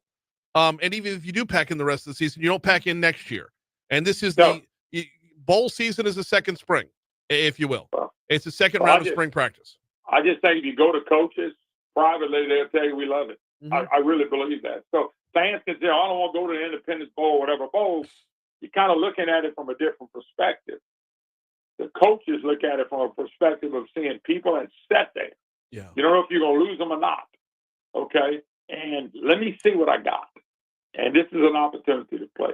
But, hey, today, Speaker of the House, Mike Johnson, will join us at 10. Oh, okay. He's going to be talking about not only about the shutdown and what went on, he wants talk about the Epstein, the Epstein stuff and information. Will they release it? We'll get a chance to talk to him and see if they do it. President Trump came out and said, release it out. The hoax on me to keep throwing his name out there. Saw the devil's advocate today had another deal with Epstein and Donald Trump, and he keeps putting Trump. Well, let's see if Trump's involved. Let's see if Clinton's involved. Let's see who's involved in this. So I don't know if they'll do it, but I'm going to ask Mike today when he comes on at 10:06. I have been using the comparison here of Charlie Brown kicking the football, Moon. I want to have my hopes up. I really, really do. But Lucy's going to pull the football away at the last second, and we're not going to get to see anything, at least nothing of significance. I want to believe it. I really want to believe that we can get to the bottom of everything, root out the evil where the evil is. And if that's on my side of the aisle, so be it. They need to be gone too. And if anybody whomever is on that list, whoever has gotten off a plane on that island, all of it, we need to get to the bottom of it. Now, that being said, I have zero level of confidence that it's actually going to come to fruition. No, I'm not a bet man, but if I was, I'd bet against it as well. The other thing was, this young lady used to be a prosecutor. Laura Rodriguez has been on my program a few times. And so I got her to come back. This guy, Calvin Duncan, a literal convicted murderer, just got elected clerk of criminal court in New Orleans. Oh, I saw that. I mean, when you read that, now there's more to the story, of course. Yeah. And we're gonna find out what the rest of it is. But when I read that, I said, "You got to be joking!" And they said, "No, this is really what happened." And by the way, won in a landslide. Well, now wasn't his conviction thrown out? I don't know. Look, this is all new to me. The headlines, the story, really got me engaged. I said, so I'm gonna find out today at 10:30 the rest of the story. How's that sound? Because I don't have that information, but we're gonna find out here at 10:30 because I'm really curious because the headlines and what I read, I went, oh my God, this is absolutely unusual. So I'm gonna find out today. Okay, looking forward to it. 10 and 10, the 10 o'clock hour. It's gonna be jam packed over on the Moon Griffon show. By the way, Brian, the other thing was that I saw where Sid Edwards, your president, your parish president. Yes, I saw where the tax went down. it did, and I also saw where Tangible Hope beat back a tax and a renewable tax. The turnout has been bad. We had an election over here, 6.2% turnout. Yeah. And so these taxes are coming up at a time when nobody's actually watching or paying attention. By the way, there's no excuse. But I'm just telling you, nobody's voting. I went to vote. I voted, Brian, about 2:30 at my precinct because I was only one. I was the 14th vote, and I was counting 3 people that worked at it. Wow. So really, you didn't have anybody turning out, and then it ended up being 6.2%. And it's sad because, I have missed a vote in my life, maybe 1 or 2. But I said, you know what, I'm going to vote. I actually missed a vote a month ago. I'm not proud to say it because there was nothing that was happening, and I didn't get into it, and I didn't go vote. And I kicked myself in the butt for not doing it. But this time I thought about it. I wrote it down. I went to vote. But nobody voted. So what happens in Baton Rouge now with the tax being defeated? That's a big question. Yeah, that is a big question. The budget was presented last week, and the long and the short of it is a minimum of an 11% haircut for everything under the sun. Constitutionally protected departments doesn't matter. Everything at a minimum is going to get an 11% haircut. We're going to see roughly 233 people gone. Their positions will be eliminated. And the way that Sid Edwards put it on Saturday night was, we're not cutting fat, we're cutting bone at this point. Now I believe there's still some department where there's fat to cut, but we have this unbelievably convoluted system. It's a consolidated. Well, Lafayette has a consolidated government as well, doesn't it? Mm-hmm. So, well, I'm just kind of curious what happened because, when people are selling stuff like renewals and we're going to change where it goes, I don't know how much politics played into it. I never really know what happens until something like this happens. Yeah. So they say, okay, no, you're going to run out of money in January 1st or whatever the date is. And now we get to see if you can cut. Now we get to see if you can make the adjustments you need to make. Because, Tangible Hope voted against the renewal. There was another one. I can't remember. It might have been up north. So there are people who are starting to reject the renewals. And I think people sometimes either get real political or they feel like, look, with inflation, all the taxes we've had, I've had enough. People have had enough. And you just kind of wonder. I was not in Baton Rouge, so I can't tell you why I got defeated. You might can. So there's a number of reasons why. Number one is you've got a Republican presenting it, so a number of Democrats are going to vote no just because it's a Republican doing it. And the number of people on Facebook saying if you voted no just because of who's presenting it, we understand that. I'm like, I don't understand that. And we have such a level of distrust in our government, Moon. I don't know if it's repairable at this point. The level of distrust we have in our government to elect a guy mayor, take a look at his first big plan to make a change, and tell him absolutely no. It's to me then why'd you elect him? If you don't trust him, why'd you elect him? That's a big problem for me. Another one, and by the way, to be perfectly clear, Moon, I was all in on this plan. When you have the mayors of 5 different cities within the parish all on board, when you have all 12 Metro Council members on board, when you have the chief of police, the fire chief, EMS, the district attorney, everybody rowing in the same direction, we never see that in government. And to see everybody saying this is a good idea, it's imperfect, but it's a good idea. When everybody was on that train, I'm willing to get on that train. I'm willing to have a level of trust in the government because it's not the same people who dug this hole for the last 30 years. It's a new guard. Is it a trust thing or is it just a political thing? Sounds like it's a political thing because you're a Republican.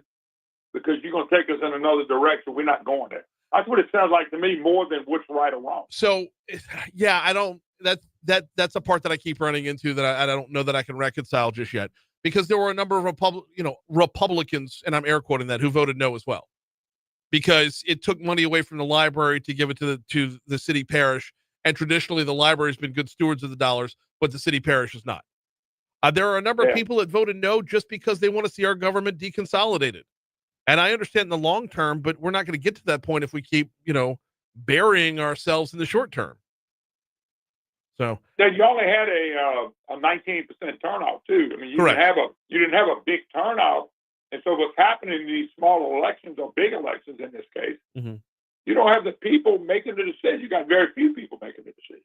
No, I know, and the inability to rally.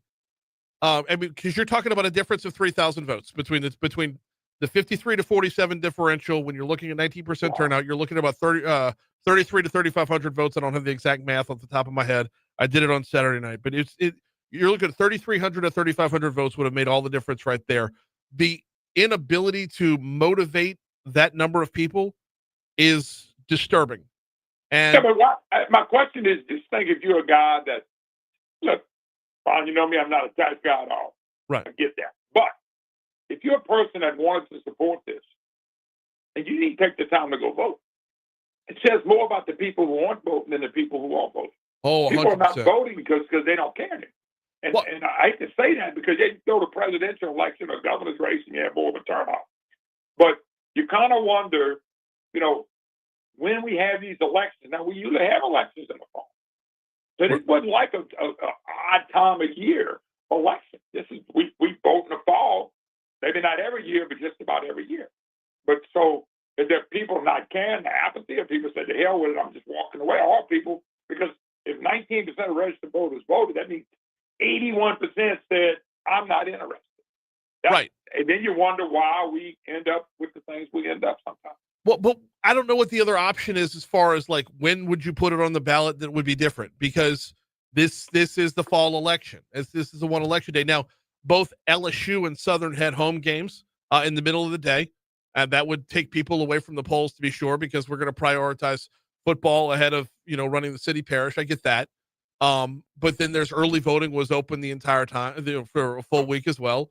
There was plenty of opportunity if you're going to either of the football games, to go out and vote there. It's our level of disengagement is as disturbing as our level of distrust. You know what's interesting? You got more people registered to vote probably than ever.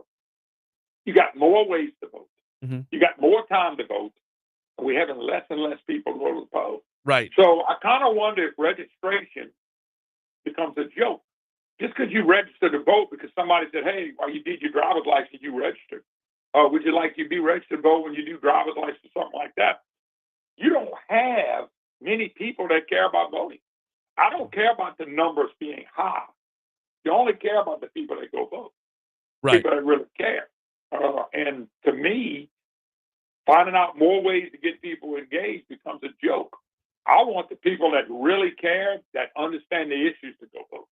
And I think you got people that go vote, they don't really care on the issues. And I know, because every time we got amendments and all that stuff, I get 1,000 people try to email me how to vote on amendments. And I'm going to read them. Yeah. And so now it's asking me, so I started doing it. I said, okay, if you want me to vote for you, vote yes on 1, 2, and 3, and no on 4 and 5. That's all I'm telling them. Right. And they don't care. And really what I'm doing is a disservice. It really is. But I don't know what else to do, because people keep asking, how'd you vote on? How you vote on? Because they won't read them. If they don't read them, how they going to know what they voted for? Right. So we've gone to great lengths to simplify language. We're so entrenched in the negativity of, it's all legalese. Well, some of it's legalese, but it's about to become law. So you do need a little bit of legalese on that front. Well, every time you vote for a constitutional amendment, people don't understand it changes the Constitution. Right. You're really voting for something. In this case, I guess the city is going to be hurt financially in the fact because they depended on that money. So, yeah. But I guess people are frustrated with what happened before Steve got there. And it's a different regime now, so to speak, and people don't even realize that. By the way, before we get you out of here, we got 1 minute left with Moon Griffon. Before we get you out of here, did you see what the Tangipahoa Parish Sheriff's Office put up on Facebook on Saturday night? No, I did not. Oh my goodness, Moon! You want to talk about sour grapes? You want to talk about being a complete bitterman? Get a load of this from the sheriff's office official Facebook page. The people of this parish have spoken. TPSO will continue to work understaffed and underfunded. The men and women of the TPSO deserve better wages and much needed additional manpower. Sleep tight tonight, Tangipahoa, while just 9 deputies work to protect all 139,000 of you. Oh my God. Bro. Oh my God. Sheriff Snicker got loose. Deputies, huh? He got loose. Yeah, I'll tell you what, if I was living in Tangipahoa, I would have 2 loaded guns instead of the one I got. Oh, yeah, with a shotgun at the ready as well. So, in the meanwhile, you're coming up half an hour from right now, loaded 10 o'clock hour with Moon Griffon. We'll see you in studio tomorrow, brother. All right, Brian. Thanks, bud. Thank you. All right, we're at, we blew right past ABC News, and I don't care. Here we go. Local news, traffic, weather. We're talking with the Baton Rouge Alliance for Students next.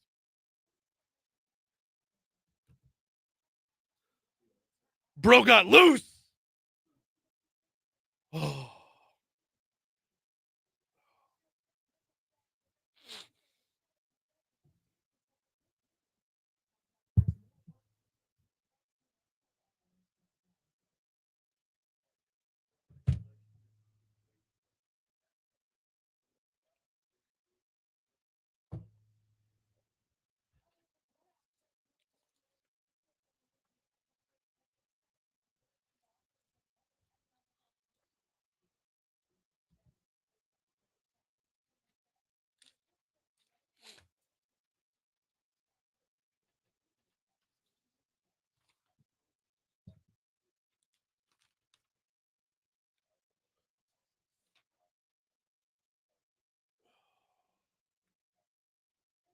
Was really hoping LRN would have had something on the Tangipahoa Parish Sheriff's race.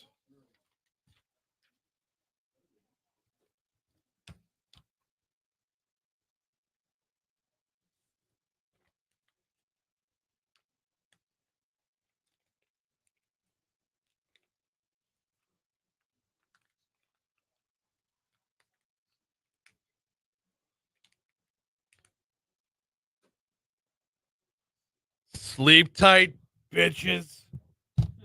Just, I mean, he might as well, right? Jeez, I mean, crap. Yeah, I mean.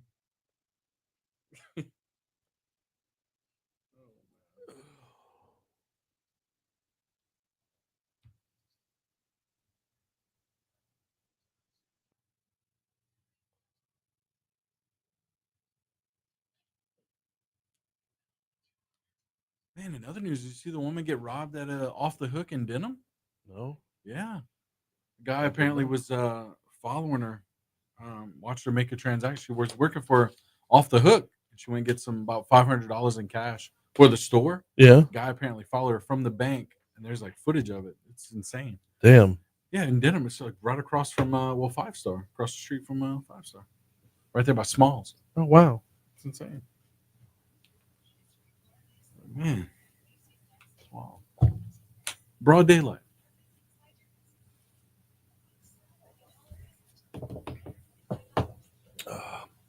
Kimberly says exactly, Brian. Amazing that people who supported him this time last year refuse to trust him this year. I hate it. Yep, it's just that simple. We will. Hey, over the course of an hour, yesterday on Twitter, did you see all of it? Where's Matt and Scooter?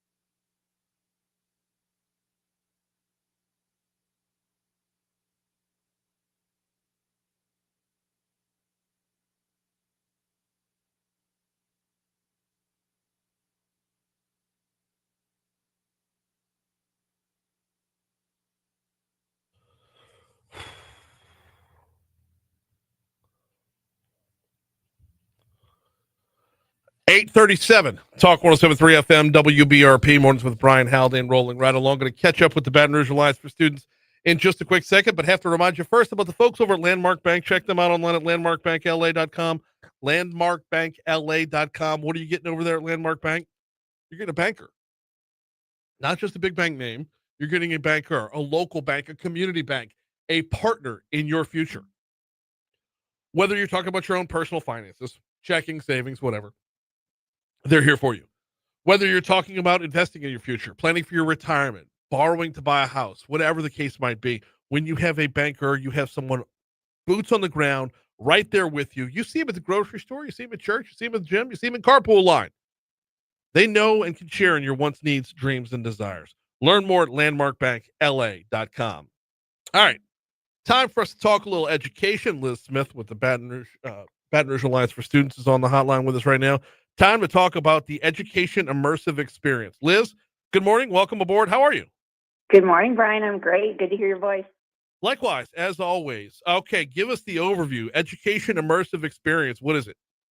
It is a big free event. It is happening on Wednesday at the Capitol Park Museum downtown, not too far from you.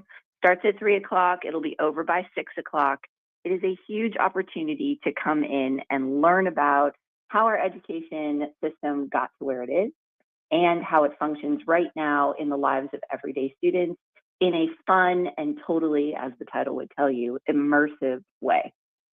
All right, let's back up a little bit and talk about how we did get to be where we are today, and not to pull back the curtain too much on what we're going to learn from 3 to 6 this Wednesday afternoon. But when it comes to our public education, I think we've kind of lost the way in terms of we're going in too many directions, and we're finally getting back around to the basics. How much of let me re-ask the question. What are attendees going to experience when it comes to that basics part of this? So you're going to learn about the history of our public education system. This is an event that is much less focused on the kinds of things we really, really love, right? So it's not about academics. It's not about content. We're not even going to talk about like the science of reading, my favorite thing. Instead, we're going to talk about the history of Baton Rouge. And so a lot of folks who live in Baton Rouge right now lived through this period of our history between 1954, when Brown versus the Board of Education said separate but equal is inherently unequal. Mm-hmm. And now where we see the consequences of what forced busing has brought about for our community, the consequences of having magnet schools that has kind of created a really great but small magnet school system, and then a much larger, not so great traditional school system. And so those unintended consequences, we're going to talk about how you got from 1954 to 2025 and how our community responded, or in a lot of ways didn't respond, to the call to make education much more fairly accessible to all students. Okay, you know what? I need to pause for just a second because I feel like I buried the lead here. I was supposed to follow. No, when you said immersive experience, I didn't follow up on define immersive for us, because this isn't just sitting down listening to talks. It is absolutely not. You are going to walk in and you're going to have 2 exhibits that are taking place. You can choose from, you can hit them both. It'll take you an hour to hit them both, right? Mm-hmm. So the first one is what we call a desegregation gallery. I think a lot of people know or even have experienced the sort of process of desegregation in our school system in Baton Rouge. This is from a different perspective. We took the records from the court cases. And, Baton Rouge had the longest desegregation court case in its history at the time that it was closed around 2007. Mm-hmm. And so we took 50 years of court documents, of opinions, of testimony, and of advocate photographs, and we turned it into a gallery. So it's like you're going into a museum, but like a really hip, cool museum, Brian. And so you're going to go into this museum, and you'll be able to not only see the testimony written out, not only see the pictures and read the opinions that came from those court cases, but you'll also be listening to a transcript of the court cases at the same time. So you're going to hear from the judges themselves. You're going to hear from the superintendent. You're going to hear from some of the plaintiffs. You'll hear from school board members as they manage through this process and as they initially really pushed back on doing anything to integrate our schools and create more of a fairer system. And then, in frustration, we had a a new judge who came in 1980, 30 years after the case was originally brought, in 1980, who was like, not enough is happening. I'm going to do it my way. And people who have been around and going to schools in Baton Rouge since the 1980s, you will recognize the really dramatic changes that came to our school system at that point, and some of the both good and bad consequences of those changes. Is there going to be a wall that we're allowed to punch? This sounds equal parts enlightening and infuriating. It is equal parts enlightening and infuriating, but it is really good history to see. I think that so many of us and our families lived through it, but not many of us really understood what it was like from that like education leader and legal leader viewpoint. And to take that 50,000 foot view, I think just the historical perspective is absolutely fascinating. And to see the way public perception changed over the time, et cetera, really a valuable experience and something that I think provides just so much context for how things are done right now. No, absolutely. And everybody should take this walk because like I moved here in 95, had no grasp of what it was like. I grew up in St. Tammany Parish where public schools were number one in the state year after year after year. So like when I moved to Baton Rouge, it was like, what is going on here? Took me a long time to learn all this. A walkthrough like this would have been very, very advantageous to be sure. Just kind of it's a crash course, if you will. So it is a crash course. So being able to see it up close and personal, not just like through third-party editorials and the like, to be able to see the actual testimony, the actual photographs, the actual people who were involved is just it's an amazing thing. That's how did this come together? We do something every year called Education as a Civil Right. We talk about delivering on the American dream for all students. And 2 years ago, we created this desegregation gallery really as a way for people who maybe weren't as familiar with the historical actions that took place to get that crash course. We thought it would be really helpful. And as it built, it just sort of was like a snowball. There's so much wonderful historical data that sits at our local libraries and with our local newspapers. And so we were able to put this thing together. And I'll tell you, it's really moving. And it's also, as you say, really wonderful to see firsthand, read it yourself, make your own decisions, and really understand what the history truly was. Got Liz Smith with us from the Baton Rouge Alliance for Students. Let's move over to the interactive game, if we could. Life, a journey of an EBR student. Tell me about it. So this is a very different feel, right? So you'll go from the deseg gallery, which is kind of everything's really dark and it's very moody, and then you'll walk into this life journey of an EBR student, and suddenly it's like you're on a board game. You are on a life-size board game. You're going to walk through this thing on your socks. Don't worry if you're not wearing socks. We will provide some for you. You're going to walk through this giant room-sized board game, and you are going to be an EBR public student for the time you're on this board. And you get assigned sort of a handful of details about yourself. Do I live in North Baton Rouge or South Baton Rouge? Am I going to a high-performing or a low-performing school? Like, what's my family like? That kind of thing. And you'll get onto this game board, and things will happen to you. You'll have your own little spinner, and you'll be earning points and losing points because good things might happen to you. Like maybe you make it onto the football team, or maybe you make it onto the cheer squad, or maybe you get a scholarship, or you get a 4 out of 5 on an AP course. Good things will happen. But then bad things will happen too. Like maybe your bus doesn't show up. I think a lot of people in Baton Rouge have dealt with that pretty recently, right? Yeah. Your bus won't show up. You don't get to school. Or you don't have a permanent teacher in one of your core classes. So, you're showing up to algebra every day and you have a substitute. All sorts of things will happen along the course of this journey of an EBR student. And so you'll get to see every day, like, what are the things that our kids are really dealing with, good or bad? And how does the fact of them being assigned to or being having applied to and gotten into a high performing or low performing school change their likelihood of having really strong outcomes? So at the end of the game, you count up your points and you will be assigned to one of, I think it's 4 different endings. So, you may end up going to a 4-year college, you may go to a 2-year college or into the military, you may be graduating from high school and going straight into the workforce, or you may not graduate from high school and go straight into the workforce. And you get an understanding of, well, how much money can I expect to make? Can I raise a family on that amount of money? How likely is it that this is the outcome that others around me are experiencing? Things like that. It's, again, a very eye-opening super fun experience, and that immersion is, number one for us. There's no way you think I'm going to sit on that roll of the dice as a metaphor. No, not at all. I mean, absolutely. All right, give us the rundown one more time. Wednesday, talk to us about it. So it's Wednesday, November 19th at the Capitol Park Museum. The doors are going to open at 3:00. We finish at 6:00. It's totally free. I have to make sure I say thank you to ExxonMobil for partnering with us on the life of an EBR student. We couldn't do this without them. We really appreciate their support. And if you would like to RSVP, you can go to tinyurl.com, Alliance Immersion. But you can also just show up. We'd love to have you. Oh, hey, real quick, Liz, and Liz Smith from the Baton Rouge Alliance for Students is our guest. Real quick, is this meant for grown-ups like you and me, or would this be good for high school students to walk this path too? We would love to have high school students, middle school students. I think it's going to go above the heads of elementary school students, but there's nothing inappropriate at all. Okay. So absolutely bring your kids. When we've done these in the past, we've had middle and high school students who have joined as well. And it is as valuable for them as it is for adults. Okay. Very, very cool stuff. Going on this Wednesday at the Capitol Park Museum, 3 to 6 p.m. Is Wednesday the only day they're running this out there? This time, yes, we're only doing it on Wednesday, but there will be other opportunities throughout the year, probably every 6 months or so.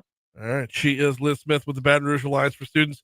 Just, you can RSVP if you want to, but if you're showing up, you're not going to get turned away. It sounds absolutely fascinating. Liz, thank you for a couple minutes this morning. Thanks, Brian. Take care. Bye. You too. I mean, if I'm making any corrections at all, she only had the 4 paths on the way back out, and they all ended up in the workforce. I appreciate that being the path that they want to put forth, but we know in Baton Rouge that other problems arise as a result of this too. So I love the fact that they're being so upfront and in your face about it. That's so cool. 849 Talk 107.3 FM WBRP. We got to check your money now. We're going to check traffic when we come back. Baton Rouge was not the only place to say no to some tax renewals. We got a couple of other highlights, if you will, on the way back in. Don't forget that right now, Talk 107.3 and Duplessis Pool Builders are giving away a dream pool. Every $25 donation supports dreams come true. $100 gets you 5 donations. Where do you donate? And it's at talk1073.com. Here's your money now.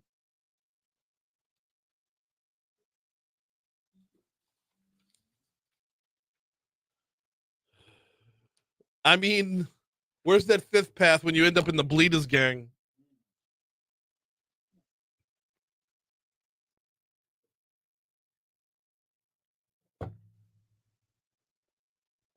Oh. Well, between Liz and Adonica, I could talk to Baton Rouge Alliance for Students every day. So good.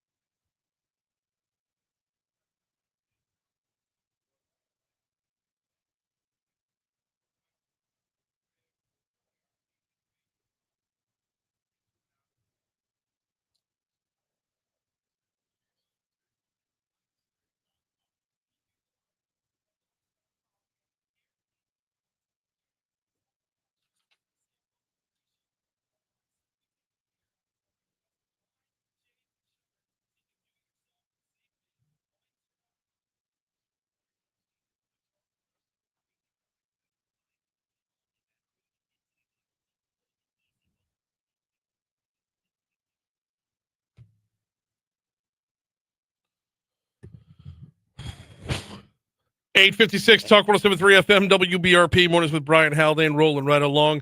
I got to be quick about this before we get out of here. And quick shout out to 5-Star Printing and Signs. 5-Star Printing and Signs 2714096 is their phone number. Election season is in the books. It's one of the times when Danny and his team shine is election season. They do it better than anybody else out there. But they're here for your business as well. You'll find them in real life. You'll find them off Range Avenue, right next to Big Mike's over in Denham, but they service the entire area. They do such a good job of doing it. And when you're talking about your printing, I can't stress enough how important it is to go local. Because if you're going local, you're going to get that attention to detail. You're going to get someone who is going to get it done right. More importantly, if there is a rare mistake, if there's a rare mistake ever made, you're going to get someone who's invested in you and your business that's going to be able to correct it. You go with some of the, the box stores, national outlets, and whatnot. If you have a typo, best of luck, pal. Can't recommend Danny enough at 271-4096. Okay, two things to clean up before we get out of here. And I will keep an eye on the time, and I will do my best not to go down a soapbox. But I was at the mayor's watch party on Saturday night as the results were coming in for Thrive BR. And I was talking to a guy who will remain nameless. But he really exemplified the amount of misinformation that's out there when it comes to how we fund and how much we fund our public entities. This dude was talking to me about mosquito abatement having an $11 billion facility. And it triggered with me immediately. I'm like, there's no way that's right. There's no way that's right. You could build and knock down the Superdome half a dozen times for $11 billion. Probably more than that. Probably closer to 10 times. For $11 billion, you could knock down the Superdome and rebuild it 10 times over. Okay? I looked it up. Mosquito abatement has a $6 million building, not billion. It's not Dr. Evil numbers. And an $8.17 million annual budget. Huge difference there when you talk millions and billions, and people have that level of misunderstanding that they're comfortable speaking publicly about numbers, speaking with people about numbers, and off by literally billions of dollars. That level of misinformation is a nasty thing that gets out there. The other note I wanted to touch on before we get out of here, I tell you what, it's time for the outside in. You got the open?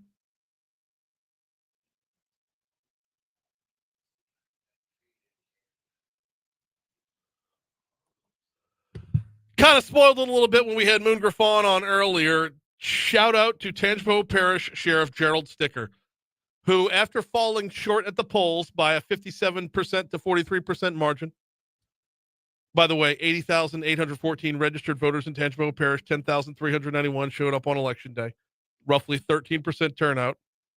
57-43 was the final tally, and the Tangipahoa Sheriff's millage falls short. It was a statewide millage for the next 10 years. It falls short, and the sheriff of Tangipahoa Parish posts up on Facebook at 9:14 p.m. on Saturday. The people of this parish have spoken.